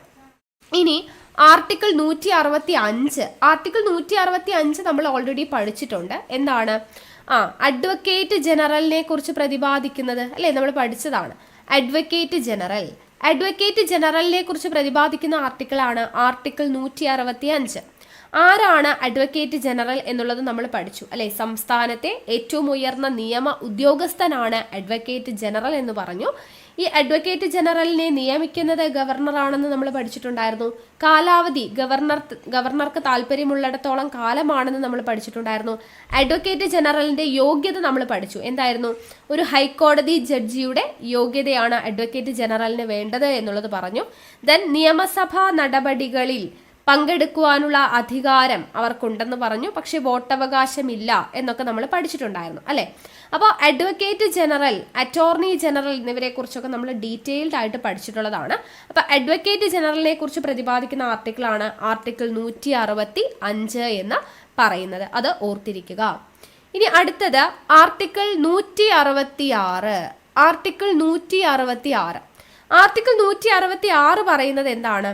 സംസ്ഥാന ഗവൺമെന്റിന്റെ ഉത്തരവുകൾ, അതുപോലെ തന്നെ പ്രമാണങ്ങൾ, ഇതെല്ലാം ഗവർണറുടെ പേരിലായിരിക്കും എന്ന് പറയുന്നതാണ് ആർട്ടിക്കിൾ 166. സംസ്ഥാന ഗവൺമെന്റിന്റെ ഉത്തരവുകളും പ്രമാണങ്ങളും എല്ലാം തന്നെ ആരുടെ പേരിലായിരിക്കും? ഗവർണറുടെ പേരിലായിരിക്കും. പക്ഷെ അതിൽ പങ്കെടുക്കുന്നതോ അല്ലെങ്കിൽ ആ ഒരു കാര്യത്തിന് വേണ്ടി നടക്കുന്നതോ സൈൻ ചെയ്യുന്നതോ ഒന്നും തന്നെ ആരായിരിക്കില്ല? ഗവർണർ ആയിരിക്കില്ല, മുഖ്യമന്ത്രി ആയിരിക്കും. പക്ഷെ അവസാനം ആ ഉത്തരവുകളും പ്രമാണങ്ങളും എല്ലാം ആരുടെ പേരിലാണ് വരുന്നത്? ഗവർണറുടെ പേരിലായിരിക്കണം. അപ്പൊ സംസ്ഥാന ഗവൺമെന്റുമായി ബന്ധപ്പെട്ട ഏതൊരു ഉത്തരവും ഏതൊരു പ്രമാണങ്ങളും ആരുടെ പേരിലായിരിക്കും? ഗവർണറുടെ പേരിലായിരിക്കും എന്ന് പറയുന്നത് ആർട്ടിക്കിൾ 166 ഓക്കെ. ഇനി അടുത്തത് ആർട്ടിക്കിൾ 167. ആർട്ടിക്കിൾ 167 പറയുന്നത് എന്താന്ന് ചോദിച്ചാൽ, മുഖ്യമന്ത്രിക്ക് ഗവർണറോടുള്ള കടമകളാണ് പറയുന്നത്. മുഖ്യമന്ത്രിക്ക് ഗവർണറോടുള്ള കടമകളെ കുറിച്ച് പറയുന്നതാണ് ആർട്ടിക്കിൾ 167. അപ്പൊ എന്തൊക്കെ കടമകളാണ് ഒരു മുഖ്യമന്ത്രിക്ക് ഗവർണറോടുള്ളത്? ഭരണപരമായ കാര്യങ്ങളിൽ ഗവർണറെ അറിയിക്കുവാനുള്ള ഉത്തരവാദിത്വമുണ്ട്. ഭരണപരമായ കാര്യങ്ങൾ എന്ത് ചെയ്യണം? ഗവർണറെ അറിയിക്കണം. ആ ഒരു ഉത്തരവാദിത്തം ആർക്കുണ്ട്? മുഖ്യമന്ത്രിക്കുണ്ട്. രണ്ടാമത്തേത്, മന്ത്രിസഭാ യോഗങ്ങളിൽ നിയമനിർമ്മാണവുമായി ബന്ധപ്പെട്ടെടുക്കുന്ന തീരുമാനങ്ങൾ ആരെ അറിയിക്കണം? ഗവർണറെ അറിയിക്കണം. മന്ത്രിസഭാ യോഗങ്ങളിൽ നിയമനിർമ്മാണവുമായി ബന്ധപ്പെട്ട് എന്തെങ്കിലും തീരുമാനമെടുത്താൽ അത് ഗവർണറെ അറിയിക്കുക എന്ന് പറയുന്ന ഉത്തരവാദിത്തം മുഖ്യമന്ത്രിക്കുണ്ട്. അതുപോലെ തന്നെ ഭരണപരമായോ നിയമനിർമ്മാണപരമായോ ഗവർണർ ആവശ്യപ്പെടുന്ന വിവരങ്ങൾ നൽകുക. ഭരണപരമായോ നിയമപരമായോ ഗവർണർ ആവശ്യപ്പെടുന്ന വിവരങ്ങൾ നൽകുക എന്ന് പറയുന്നതും ആരുടെ ഉത്തരവാദിത്വമാണ്? മുഖ്യമന്ത്രിയുടെ ഉത്തരവാദിത്തമാണ്. അതുപോലെ ഒരു മന്ത്രി എടുക്കുന്ന തീരുമാനം മന്ത്രിസഭാ യോഗത്തിന്റെ പരിഗണനയിൽ വയ്ക്കണം. ഒരു മന്ത്രി എടുക്കുന്ന തീരുമാനം മന്ത്രിസഭാ യോഗത്തിന്റെ പരിഗണനയിൽ വയ്ക്കുക എന്ന് പറയുന്നതും മുഖ്യമന്ത്രിയുടെ ചുമതലയിൽ വരുന്നതാണ്. ഒരു മുഖ്യമന്ത്രിക്ക് ഗവർണറോടുള്ള ചുമതലകളാണ് പറഞ്ഞത്. ഭരണപരമായ കാര്യങ്ങൾ ഗവർണറെ അറിയിക്കണം. മന്ത്രിസഭാ യോഗങ്ങളിൽ നിയമനിർമ്മാണവുമായി ബന്ധപ്പെട്ടിട്ടുള്ള തീരുമാനങ്ങൾ ഗവർണറെ അറിയിക്കണം. ഭരണപരമായോ നിയമനിർമ്മാണപരമായോ ഗവർണർ ആവശ്യപ്പെടുന്ന വിവരങ്ങൾ നൽകണം. ഒരു മന്ത്രി എടുക്കുന്ന തീരുമാനം മന്ത്രിസഭാ യോഗത്തിന്റെ പരിഗണനയിൽ വയ്ക്കണം. ഇതെല്ലാം മുഖ്യമന്ത്രിക്ക് ഗവർണറോടുള്ള കടമകളാണ് എന്ന് നമുക്ക് പറയാം. ഓക്കെ, ഇനി പറയുന്ന ഒരു പോയിന്റ് ആണ്, മുഖ്യമന്ത്രിയാവുന്ന ഒരാള് നിയമസഭയിൽ അംഗമാവണം എന്ന് നിർബന്ധമുണ്ടോ എന്ന് ചോദിച്ചു കഴിഞ്ഞാൽ ആകുന്ന സമയത്ത് അംഗമാവണം എന്ന് നിർബന്ധമില്ല. എന്നാൽ മുഖ്യമന്ത്രി ആയിട്ട് 6 മാസത്തിനകം എന്ത് ചെയ്യണം? നിയമസഭയിൽ അംഗമായിരിക്കണം. മുഖ്യമന്ത്രി ആവുന്ന സമയത്ത് നിയമസഭയിൽ അംഗമായാലും കുഴപ്പമില്ല, ആയില്ലെങ്കിലും കുഴപ്പമില്ല. പക്ഷേ മുഖ്യമന്ത്രി ആയിട്ട് 6 മാസത്തിനകം നിയമസഭയിൽ അംഗമാവണം. അങ്ങനെയല്ല എന്നുണ്ടെങ്കിൽ അവരുടെ മന്ത്രിസ്ഥാനം നഷ്ടപ്പെടുന്നതാണ് എന്നുള്ള കാര്യം ഓർത്തിരിക്കുക. ഓക്കെ അല്ലേ? അപ്പൊ ഇത്രയും കാര്യങ്ങൾ ഇവിടെ മുഖ്യമന്ത്രിയുമായി ബന്ധപ്പെടുത്തി അറിഞ്ഞിരിക്കുക. ഇനി നമുക്ക് സംസ്ഥാനത്തെ ആദ്യത്തെ മന്ത്രിസഭയെ കുറിച്ച് പഠിക്കാം. സംസ്ഥാനത്തെ ആദ്യത്തെ മന്ത്രിസഭ. സംസ്ഥാനത്തെ ആദ്യത്തെ മന്ത്രിസഭ നിലവിൽ വന്നത് എപ്പോഴാണ്? 1957 ഏപ്രിൽ 5-നാണ് അല്ലെ.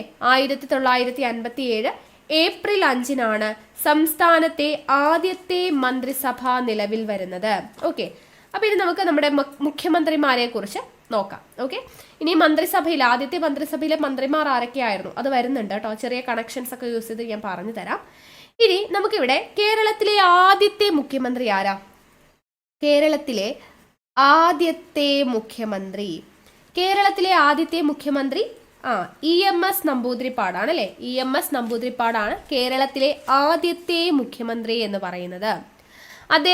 അദ്ദേഹമാണ് ഏഷ്യയിൽ തന്നെ ആദ്യമായിട്ട് ബാലറ്റ് പേപ്പറിലൂടെ അധികാരത്തിൽ വന്ന വ്യക്തി എന്നുള്ളതും ഓർത്തിരിക്കുക കേട്ടോ. ഏഷ്യയിൽ തന്നെ ആദ്യമായിട്ട് ബാലറ്റ് പേപ്പറിലൂടെ അധികാരത്തിൽ വന്ന വ്യക്തിയാണ് EMS നമ്പൂതിരിപ്പാട് എന്നുള്ള കാര്യം ഓർത്തിരിക്കുക. അപ്പൊ കേരളത്തിലെ ആദ്യത്തെ മുഖ്യമന്ത്രി EMS ആണെന്ന് പറഞ്ഞു. ആദ്യത്തെ പ്രതിപക്ഷ നേതാവ് ആര്? ആദ്യത്തെ പ്രതിപക്ഷ നേതാവ് എന്ന് പറയുന്നത് PT ചാക്കോയാണ് ആദ്യത്തെ പ്രതിപക്ഷ നേതാവ് എന്ന് പറയുന്നത്. അപ്പൊ കേരളത്തിലെ ആദ്യത്തെ മുഖ്യമന്ത്രി EMS ആണെന്ന് പറഞ്ഞു. അപ്പൊ അദ്ദേഹത്തിന്റെ കുറച്ച് കൃതികൾ ഒന്ന് ഓർത്തിരിക്കണം, ചോദിക്കാറുണ്ട് കേട്ടോ. EMSന്റെ കൃതികളിൽ ഉൾപ്പെടുന്നത് ഏതെന്നൊക്കെ പറഞ്ഞിട്ട്. അപ്പൊ കേരളത്തിലെ ആദ്യത്തെ മുഖ്യമന്ത്രി ആയിട്ടുള്ള EMSന്റെ കൃതികൾ ഏതൊക്കെയാണ്? ഒന്ന്, കേരളം മലയാളികളുടെ മാതൃഭൂമി. കേരളം മലയാളികളുടെ മാതൃഭൂമി എന്ന് പറയുന്നത് EMSന്റെ കൃതിയാണ്. 2, സ്ഥിരമായിട്ട് PSC ചോദിക്കുന്നതാണ്, 1.25 കോടി മലയാളികൾ. 1.25 കോടി മലയാളികൾ എന്ന് പറയുന്നത് EMSന്റെ കൃതിയാണ്. അതേപോലെ കേരളം ഇന്നലെ ഇന്ന് നാളെ. കേരളം ഇന്നലെ ഇന്ന് നാളെ എന്ന് പറയുന്നത് EMSന്റെ കൃതിയാണ്. അതേപോലെ തന്നെ എൻ്റെ പഞ്ചാബ് യാത്ര. എൻ്റെ പഞ്ചാബ് യാത്ര എന്ന് പറയുന്നത് EMSന്റെ കൃതിയാണ്. അതേപോലെ ഏഷ്യൻ ഡയറി എന്ന് പറയുന്നത് അദ്ദേഹത്തിൻ്റെയാണ്. യൂറോപ്യൻ ഡയറി എന്ന് പറയുന്നതും അദ്ദേഹത്തിൻ്റെ കൃതിയാണ്. How I became a communist എന്ന് പറയുന്നതും അദ്ദേഹത്തിന്റെ കൃതിയാണ്. ഓക്കെ, അപ്പൊ ഇതെല്ലാം EMSന്റെ കൃതിയാണ്, ഓർത്തിരിക്കുക. കേരളം മലയാളികളുടെ മാതൃഭൂമി, 1.25 കോടി മലയാളികൾ, കേരളം ഇന്നലെ ഇന്ന് നാളെ, എൻ്റെ പഞ്ചാബ് യാത്ര, Asian diary, European diary, how I became a communist എന്നൊക്കെ പറയുന്നത് അദ്ദേഹത്തിന്റെ കൃതികളാണ്. EMS ആരംഭിച്ചിട്ടുള്ള ഒരു പത്രമുണ്ട്, അതിന്റെ പേരാണ് പ്രഭാതം എന്ന് പറയുന്ന പത്രം ആരുടേതാണ്? EMSന്റേതാണെന്നുള്ളത് ഓർത്തിരിക്കുക. ഓക്കെ, ഇനി കേരളത്തിലെ രണ്ടാമത്തെ മുഖ്യമന്ത്രി, കേരളത്തിലെ രണ്ടാമത്തെ മുഖ്യമന്ത്രി ആരാണ്? പട്ടം താണു പിള്ള. പട്ടം താണു പിള്ളയാണ് കേരളത്തിലെ രണ്ടാമത്തെ മുഖ്യമന്ത്രി എന്ന് പറയുന്നത്. ആദ്യത്തെ കൂട്ടുകക്ഷി മന്ത്രിസഭയെ നയിച്ചത് ആരാന്ന് ചോദിച്ചാലും ആര് തന്നെയാണ്? ആദ്യത്തെ കൂട്ടുകക്ഷി മന്ത്രിസഭയെ നയിച്ചത് ആരാന്ന് ചോദിച്ചാലും ആരാണ്? പട്ടം താണു പിള്ളയാണ്. ഓക്കെ, രണ്ടാമത്തെ മുഖ്യമന്ത്രി, ആദ്യത്തെ കൂട്ടുകക്ഷി മന്ത്രിസഭയെ നയിച്ച മുഖ്യമന്ത്രി എന്ന് പറയുന്നത് പട്ടം താണു പിള്ളയാണ്. അദ്ദേഹം തന്നെ തിരുവിതാംകൂറിലും അതേപോലെ തിരുകൊച്ചിയിലും അതേപോലെ കേരളത്തിലെയും മുഖ്യമന്ത്രിയായിരുന്ന വ്യക്തിയാണ്. തിരുവിതാംകൂറിലെ മുഖ്യമന്ത്രിയായിട്ടുണ്ട്, തിരുകൊച്ചിയിലെ മുഖ്യമന്ത്രിയായിട്ടുണ്ട്, കേരളത്തിലെ മുഖ്യമന്ത്രിയുമായിരുന്ന ഏക വ്യക്തിയാണ് ആരെന്ന് പറയുന്നത്? പട്ടം താണു പിള്ള എന്ന് പറയുന്നത് ഇമ്പോർട്ടൻ്റ് ആണ്. ഓക്കെ, ഓർത്തിരുന്നേക്കണം. അപ്പോൾ തിരുവിതാംകൂർ, തിരുകൊച്ചി, കേരളം എന്നീ മൂന്നിടത്തും മുഖ്യമന്ത്രിയായിരുന്ന വ്യക്തി ആരാണ്? പട്ടം താണു പിള്ളയാണ്. അതേപോലെ അദ്ദേഹത്തെക്കുറിച്ച് ഒരു പോയിന്റും കൂടെ, 19-ാം നൂറ്റാണ്ടിൽ ജനിച്ച് കേരളത്തിലെ മുഖ്യമന്ത്രിയായ ഏക വ്യക്തി. 19-ാം നൂറ്റാണ്ടിൽ ജനിച്ച കേരളത്തിലെ മുഖ്യമന്ത്രിയായിരുന്ന ഏക വ്യക്തിയാണ് പട്ടം താണു പിള്ള എന്നുള്ളത് ഓർത്തിരിക്കുക. അതേപോലെ തന്നെ ആദ്യമായിട്ട് രാജിവെച്ച മുഖ്യമന്ത്രിമാര് തന്നെയാണ് പട്ടം താണു പിള്ള തന്നെയാണ്. ആദ്യമായിട്ട് രാജിവെച്ച മുഖ്യമന്ത്രിമാര് തന്നെയാണ് പട്ടം താണു പിള്ളയാണ് എന്നുള്ളത് ഓർത്തിരിക്കുക. ഇനി അടുത്തത്, ആദ്യത്തെ കോൺഗ്രസ് മുഖ്യമന്ത്രി ആരായിരുന്നു? ആദ്യത്തെ കോൺഗ്രസ് മുഖ്യമന്ത്രി എന്ന് പറയുന്നത് ആരായിരുന്നു എന്ന് ചോദിച്ചു കഴിഞ്ഞാൽ ആർ ശങ്കർ ആണ്. ആർ ശങ്കർ ആദ്യത്തെ കോൺഗ്രസ് മുഖ്യമന്ത്രി. അതേപോലെ തന്നെ ബജറ്റ് അവതരിപ്പിച്ച ആദ്യത്തെ കേരള മുഖ്യമന്ത്രി. ബജറ്റ് അവതരിപ്പിച്ച ആദ്യത്തെ കേരള മുഖ്യമന്ത്രി എന്ന് പറയുന്നതും ആര് തന്നെയായിരുന്നു? ആർ ശങ്കർ തന്നെയായിരുന്നു. അവിശ്വാസ പ്രമേയത്തെ തുടർന്ന് രാജിവെച്ച ആദ്യത്തെ മുഖ്യമന്ത്രി. അവിശ്വാസ പ്രമേയത്തെ തുടർന്ന് രാജിവെച്ച ആദ്യത്തെ മുഖ്യമന്ത്രിയാണ് ആർ ശങ്കർ എന്ന് പറയുന്നത്. ഓക്കെ, ഓർത്തിരിക്കുക. ആദ്യത്തെ കോൺഗ്രസ് മുഖ്യമന്ത്രി, ബജറ്റ് അവതരിപ്പിച്ച ആദ്യത്തെ കേരളത്തിലെ മുഖ്യമന്ത്രി, അവിശ്വാസ പ്രമേയത്തെ തുടർന്ന് രാജിവെച്ച ആദ്യത്തെ മുഖ്യമന്ത്രി എന്ന് പറയുന്നത് ആരാണ്? ആർ ശങ്കർ ആണ് എന്നുള്ളത് ഓർത്തിരിക്കുക. ഓക്കെ, ഇനി അടുത്തത്, തുടർച്ചയായിട്ട് ഏറ്റവും കൂടുതൽ കാലം കാലാവധി പൂർത്തിയാക്കി തെരഞ്ഞെടുപ്പിലൂടെ തുടർച്ചയായിട്ട് മുഖ്യമന്ത്രിയായിട്ടുള്ള വ്യക്തിയാണ് ആര്? പിണറായി വിജയൻ, അല്ലെ? ഇപ്പൊ പിണറായി വിജയന്റെ പ്രത്യേകത എന്താണ്? കാലാവധി 5 വർഷ കാലാവധി പൂർത്തീകരിച്ച് തെരഞ്ഞെടുപ്പ് വന്ന് വീണ്ടും വിജയിച്ച് അദ്ദേഹം തന്നെ കയറി വീണ്ടും തുടർച്ചയായിട്ട് വന്നു. അപ്പൊ തുടർച്ചയായി കാലാവധി പൂർത്തിയാക്കുകയും തെരഞ്ഞെടുപ്പിലൂടെ രണ്ടാമത് മുഖ്യമന്ത്രിയായിട്ട് തുടർന്ന വ്യക്തി എന്ന് ചോദിച്ചു കഴിഞ്ഞാൽ പിണറായി വിജയനാണ്. ഇത് ഇമ്പോർട്ടൻ്റ് ആണ്. തെരഞ്ഞെടുപ്പിലൂടെ തന്നെ തിരിച്ചു വന്ന ആളാണ് പിണറായി വിജയൻ. അതല്ലാതെ തുടർച്ചയായിട്ട് മുഖ്യമന്ത്രിമാരായിട്ടുള്ള ആളുകളുണ്ട്, അത് നമ്മൾ ഓർത്തിരിക്കണം. ഒന്നാമത്തേത്, ആദ്യമായിട്ട് 5 കൊല്ലം തികച്ച മുഖ്യമന്ത്രി ആരാന്ന് ചോദിച്ചാൽ സി അച്യുതമേനോനാണ്. സി അച്യുതമേനോനാണ് ആദ്യമായിട്ട് 5 കൊല്ലം തികച്ച മുഖ്യമന്ത്രി. കാലാവധി ആദ്യമായിട്ട് തികച്ച മുഖ്യമന്ത്രി സി അച്യുതമേനോനാണ്. ഇനി തുടർച്ചയായിട്ട് 2 തവണ മുഖ്യമന്ത്രി ആയത് ആരാന്ന് ചോദിച്ചാലും സി അച്യുതമേനോനാണ്. ഇവിടെ നമ്മൾ പറഞ്ഞു കാലാവധി കഴിഞ്ഞ് തിരഞ്ഞെടുപ്പ് വീണ്ടും നടത്തി വിജയിച്ച് വീണ്ടും തുടർന്ന ആളാണ് പിണറായി വിജയൻ. പക്ഷെ സി അച്യുതമേനോൻ അങ്ങനെയല്ല. സി അച്യുതമേനോൻ മന്ത്രി പദത്തിലോട്ട് വരുന്നു, പിന്നെ രാജിവെക്കുന്നു, പിന്നെ വീണ്ടും എന്താണ് അടിയന്തരാവസ്ഥ കാലഘട്ടം വരുന്ന സമയത്ത് ദൈർഘ്യമേറിയിട്ടുള്ള ഒരു മന്ത്രിസഭയിലേക്ക് വരുന്നതാണ് സി അച്യുതമേനോൻ. അദ്ദേഹം മന്ത്രിസഭയിൽ ഇരിക്കുന്ന സമയത്ത് കാലാവധി കഴിഞ്ഞു, പക്ഷെ വീണ്ടും അടിയന്തരാവസ്ഥ വരുന്ന സമയത്ത് അത് കുറച്ചും കൂടെ അതിന്റെ കാലാവധി നീട്ടി. ഓക്കെ, അപ്പൊ അങ്ങനെ തുടർച്ചയായിട്ട് 2 തവണ മുഖ്യമന്ത്രി ആയത് ആരാന്ന് ചോദിച്ചാൽ സി അച്യുതമേനോനാണ്. പക്ഷെ കാലാവധി കഴിഞ്ഞ് തെരഞ്ഞെടുപ്പ് നടത്തിയിട്ട് വീണ്ടും വന്നത് ആരാന്ന് ചോദിച്ചു കഴിഞ്ഞാൽ അത് പിണറായി വിജയനാണ്. ഓക്കെ, ഇനി ആദ്യമായിട്ട് കേരളത്തിൽ 2 തവണ മുഖ്യമന്ത്രി ആയത് ആരാന്ന് ചോദിച്ചു കഴിഞ്ഞാൽ അത് മാറി, അത് EMS ആണ്. ആദ്യമായിട്ട് കേരളത്തിൽ 2 തവണ, അതായത് രണ്ടും 2 കാലഘട്ടമാണ്.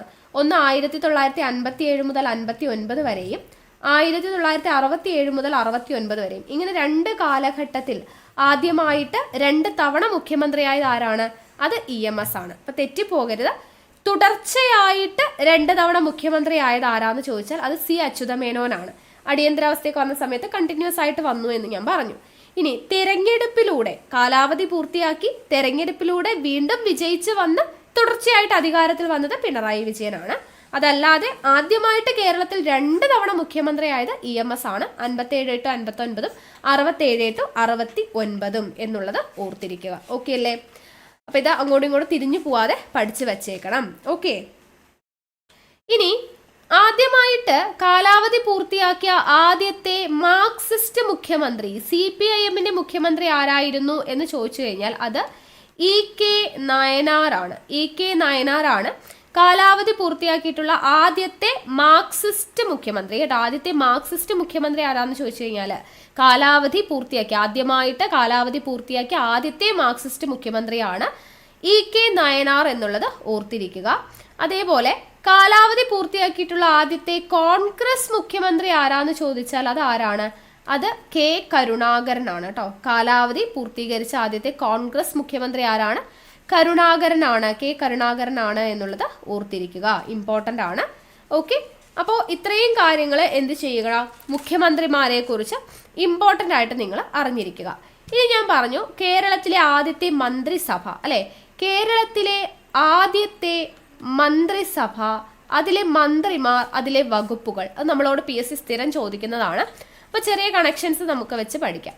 അപ്പോൾ ആദ്യത്തെ മുഖ്യമന്ത്രി എല്ലാവർക്കും അറിയാം, അത് കണക്ഷൻ്റെ ആവശ്യമൊന്നുമില്ല. ആരാണ് നമ്മൾ പറഞ്ഞു? EMS നമ്പൂതിരിപ്പാടാണ് മുഖ്യമന്ത്രിയായിട്ട് ഉണ്ടായിരുന്നത്. ഇനി ധനകാര്യ വകുപ്പ് കൈകാര്യം ചെയ്യുന്നത് ആരാണ്? C അച്യുതമേനോനായിരുന്നു. ധനകാര്യ വകുപ്പ് കൈകാര്യം ചെയ്തത് C അച്യുതമേനോനാണ്. അപ്പോൾ ഇത് കണക്ട് ചെയ്യാൻ വേണ്ടിയിട്ട് ധനകാര്യമാണ് അല്ലേ. അപ്പോൾ ഈ ധനമെല്ലാം അച്ചടിക്കുകയല്ലേ ചെയ്യുന്നത്? ധനം അച്ചടിക്കുകയാണ്. അപ്പം അച്ചടി എന്നുള്ളതിൽ നിന്നും അച്യുതനിലോട്ട് എത്തുക കേട്ടോ.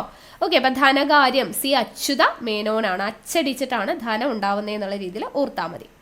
ഇനി അടുത്തത് തൊഴിൽ ട്രാൻസ്പോർട്ട് കേട്ടോ. തൊഴിലും ട്രാൻസ്പോർട്ടും കൈകാര്യം ചെയ്യുന്നത് TV തോമസ് ആണ്. TV തോമസ്. ഓർക്കാനായിട്ട് ഇവിടെ നിങ്ങൾ തൊഴിൽ എന്ന് കണ്ടോ? നമ്മൾ തൊഴിൽ വാർത്ത എന്നൊക്കെ എഴുതുമ്പോൾ തൊഴിൽ എങ്ങനെയാണ് എഴുതുന്നത്? ഇത് എങ്ങനെയാണ് അല്ലേ? അപ്പോൾ അവിടെ ഒരു T ഉണ്ട്. ഇനി ട്രാൻസ്പോർട്ട് എന്ന് എഴുതുമ്പോൾ അവിടെയും ഒരു T ഉണ്ട്. ഇനി TV തോമസ് എന്ന് എഴുതിക്കേ. TV തോമസ് എന്ന് എഴുതുമ്പോൾ അവിടെയും TT അല്ലേ. അപ്പോൾ തൊഴിൽ, ട്രാൻസ്പോർട്ട്, TV തോമസ് കേട്ടോ. അപ്പോൾ ഇതെല്ലാം കൂടെ ചേർത്ത് നമുക്ക് കിട്ടുമല്ലോ. അപ്പോൾ എല്ലാത്തിലും ഒരു T ഉണ്ടെന്ന് ഓർത്താൽ മതി. ഓക്കെ. അപ്പോൾ തൊഴിൽ, ട്രാൻസ്പോർട്ട്, TV തോമസ്. ഇനി അടുത്തത് വനം, ഭക്ഷ്യം എന്നീ വകുപ്പുകൾ കൈകാര്യം ചെയ്തത് ആരാ? KC ജോർജ് ആണ്. KC ജോർജ് കേട്ടോ. ഓക്കെ. അപ്പോൾ ഇത് നമുക്ക് ജസ്റ്റ് ഒന്ന് ഓർക്കാൻ വേണ്ടിയിട്ട്, വനം ഓർക്കാൻ വേണ്ടി നമുക്ക് എങ്ങനെ ഓർക്കാം? ജോർജ് അല്ലേ. നിങ്ങൾ ഈ കാർട്ടൂണിലൊക്കെ കഥാപാത്രങ്ങളൊക്കെ കണ്ടിട്ടുണ്ടോ? അപ്പോൾ അതിൽ പിള്ളേരൊക്കെ കാണുന്ന ഒരു കാർട്ടൂണാണ് ജോർജ് ഓഫ് ദി ജംഗിൾ എന്ന് പറഞ്ഞിട്ട് പണ്ടുണ്ടായിരുന്നതാണ് അല്ലേ, ജോർജ് ഓഫ് ദി ജംഗിൾ. അപ്പോൾ അത് ജസ്റ്റ് ഒന്ന് ഓർത്താൽ മതി, വനം കിട്ടാൻ വേണ്ടി ജോർജ് ഓഫ് ദി ജംഗിൾ എന്ന് ഓർത്താൽ മതി.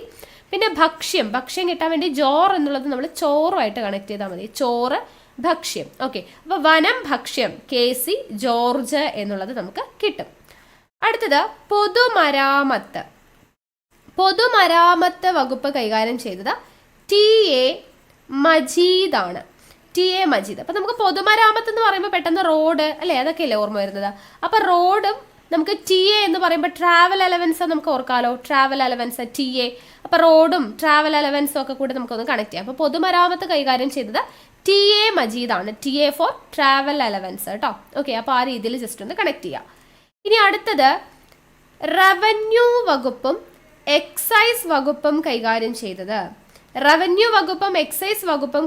ചെയ്തത് KR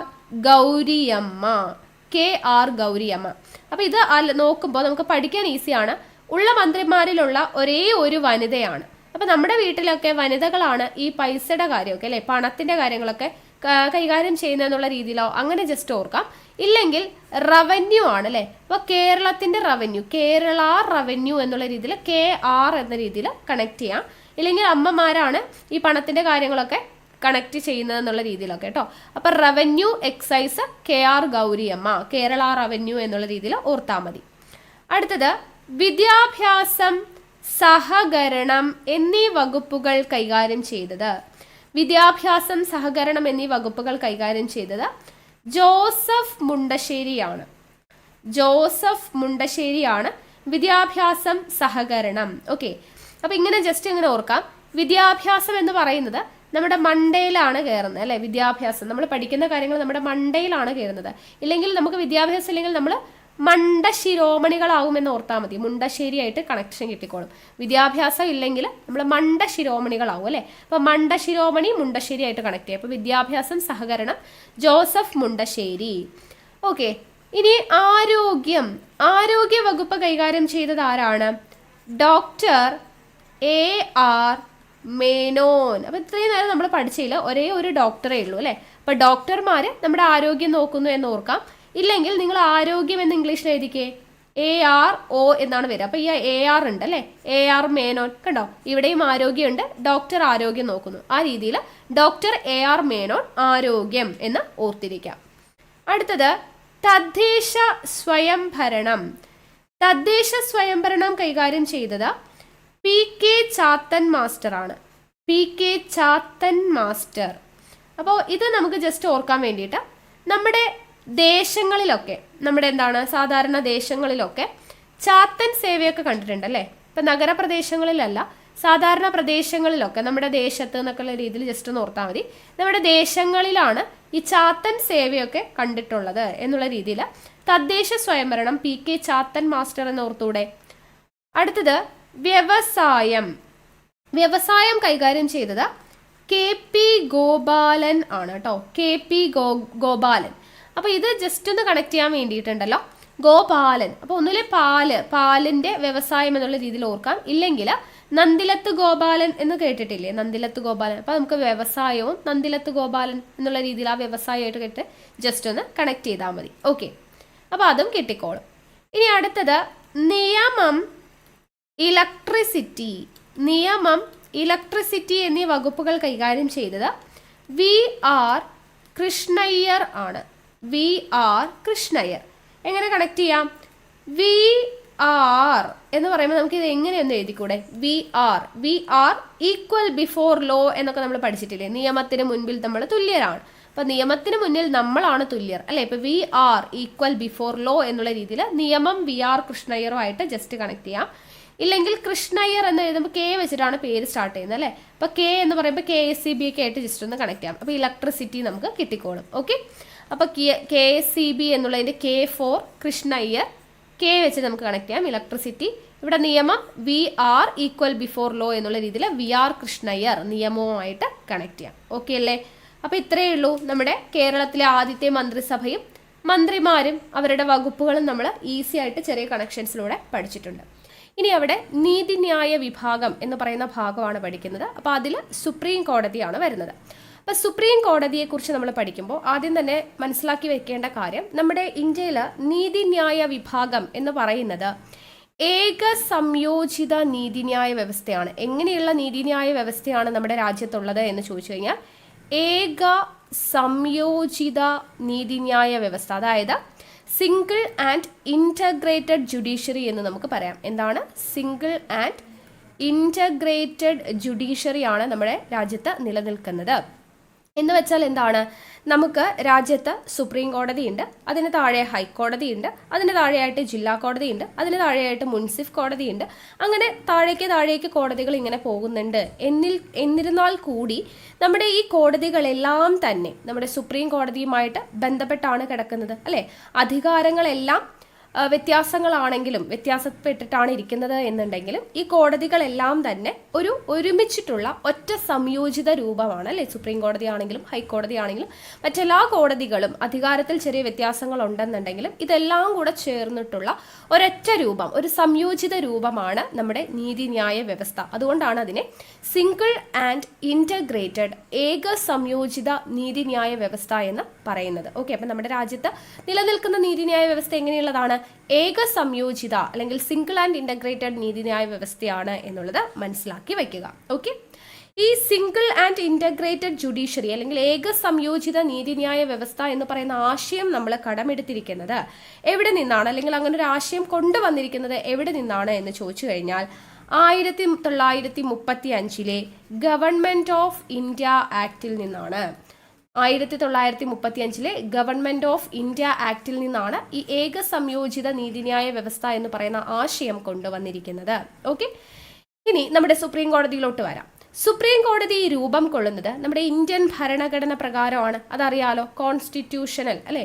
ഇന്ത്യൻ ഭരണഘടനയിൽ ഏതൊരു ആർട്ടിക്കിളിലാണ് സുപ്രീം കോടതിയെക്കുറിച്ച് പ്രതിപാദിക്കുന്നത്?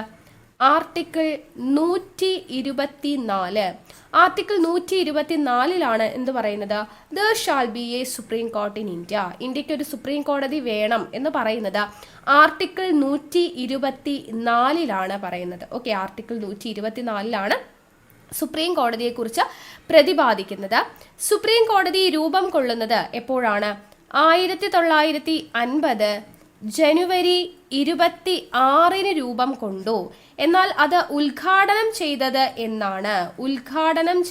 എന്നാണ് എന്ന് ചോദിച്ചു കഴിഞ്ഞാൽ 1950 ജനുവരി 28. ഓക്കെ, അപ്പൊ 1950 ജനുവരി 26 സുപ്രീം കോടതി രൂപം കൊള്ളുന്നത്. ഉദ്ഘാടനം ചെയ്യപ്പെട്ടത് എന്നാണ്? 1950 ജനുവരി 28. എന്താണ് സുപ്രീം കോടതിയുടെ ആപ്തവാക്യം? സുപ്രീം കോടതിയുടെ ആപ്തവാക്യം ഇതാണ്: യഥോ ധർമ്മ സ്തതോ ജയ. യഥോധർമ്മ സ്തതോ ജയ എന്നുള്ളതാണ് സുപ്രീം കോടതിയുടെ ആപ്തവാക്യം എന്ന് പറയുന്നത്. ഓക്കെ, അപ്പൊ സുപ്രീം കോടതി രൂപം കൊള്ളുന്നത് 1950 ജനുവരി 26, ഉദ്ഘാടനം ചെയ്തത് 1950 ജനുവരി 28. ആപ്തവാക്യം എന്താണ്? യഥോധർമ്മ സ്തതോ ജയ എന്നതാണ് ആപ്തവാക്യം.